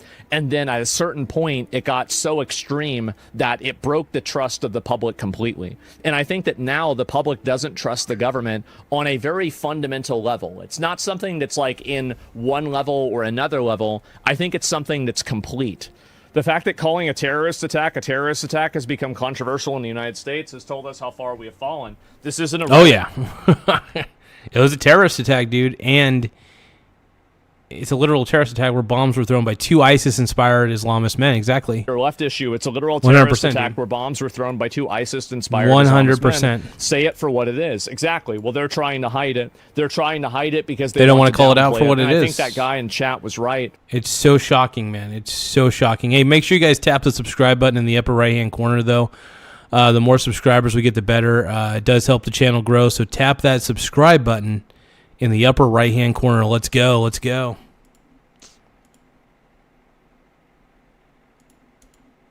That they're downplaying Let's it roll, for man. votes, but they're also downplaying it for other reasons too. It's a sad realization, isn't it? And yeah, these guys also, keep in mind, these weren't 2 guys that were, like 2, sidelined poor people. These weren't socioeconomic factors that drew these guys to terrorism. They lived in $1 million, $2 million houses, or at least one of them did. So they were basically rich kids that converted to Islam. Good to know. So, I don't know if both of them lived in the same house. I have no idea. But, this is people that just got radicalized on the internet by radical, language and stuff like that. Pure insanity. There are no white people. I'm beige colored. I mean, to be fair, I'm pretty close to white, but neither am I. You're right about that. And so, yeah, do you think the white guilt can be fixed? I think that it can be, yeah. But it'll take time. And Yeah, I mean, white guilt can kill America. Trust me. I think people are tired of white guilt, though. So I have some hope. I think that it has to start at an educational level. I think the problem is that basically people with anti-white sentiments have gotten inside of educational apparatuses and also media apparatuses, institutions, I guess you could say, it's a better word, institutions, and then they have co-opted them to create narratives that are detrimental to anybody looking at a European identity in a positive way. For sure. At a certain point, you have to ask yourself, who is this? My boy Asman's spitting some truths right now, man. He's spitting truth. I think it honestly makes a lot of sense to me. I don't know, man. Immigration helping? Who is this immigration in the best interest of? Because what I'm seeing is that it's very clearly not in the best interest of Americans. I'll tell you that. It seems extremely obvious that's the case. So that's it. No more allowed. I mean, I said this a long time ago, and I'm going to keep saying it. I will continue saying it. Why is it the same religion, though? Well, I think that there are some, again, I'm reading the Quran. Not all religions are created equal, unfortunately. I'm going through it. I'm going to read through it, and, I can that's come the back way it to you is. on that. Not all religions are created equal. That's just how it is. And give you maybe an answer. But the reality is that I think that there are probably structural reasons inside of Islam why it's happening, and I think that there are cultural reasons why it's happening. I think that there might be a minority cultural reason, and I think also there is an acceptance of it. So basically, why is it that we have a bigger problem with this kind of stuff in places like Europe? But yeah, guys, make sure you guys tap the subscribe button in the upper right-hand corner. The more subscribers we get, the better.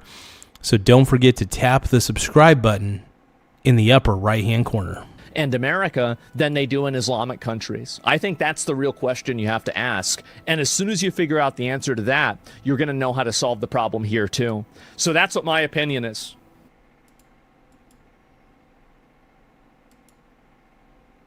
Well, damn, dude.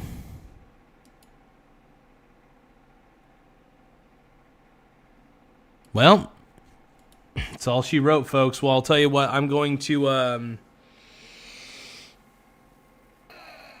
end the stream. I appreciate you guys taking the time to come onto the stream and hang out with me. You guys are incredible. Thank you guys for tapping the subscribe button. It's right here in the upper right-hand corner. If you guys can, please subscribe to the channel. Tap that subscribe button in the upper right. But yeah, the more subscribers we get, the better. It does help the channel grow. I mean, we're trying to get bigger and bigger and bigger on YouTube. We're currently at 8,725 subscribers. Once again, we're at 8,725 subs. I mean, we're climbing. We're climbing up the ladder. So I want to thank every single person for really helping make the dream come true. You guys have helped make my YouTube dream come true beyond words. So, but thank you. Even Christian Medwig, thank you, bud. I know Christian Medwig is my #1 fan. Christian Medwig loves this channel. And he is the I believe he's the #1 fanboy of this show. But yeah, give a shout out to Christian Medwig. Thank you very much, my brony bro.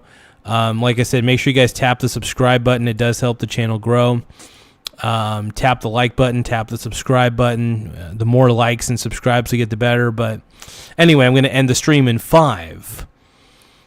ET says he's been here since 10 subs. Dude, honestly, that's dedication, man.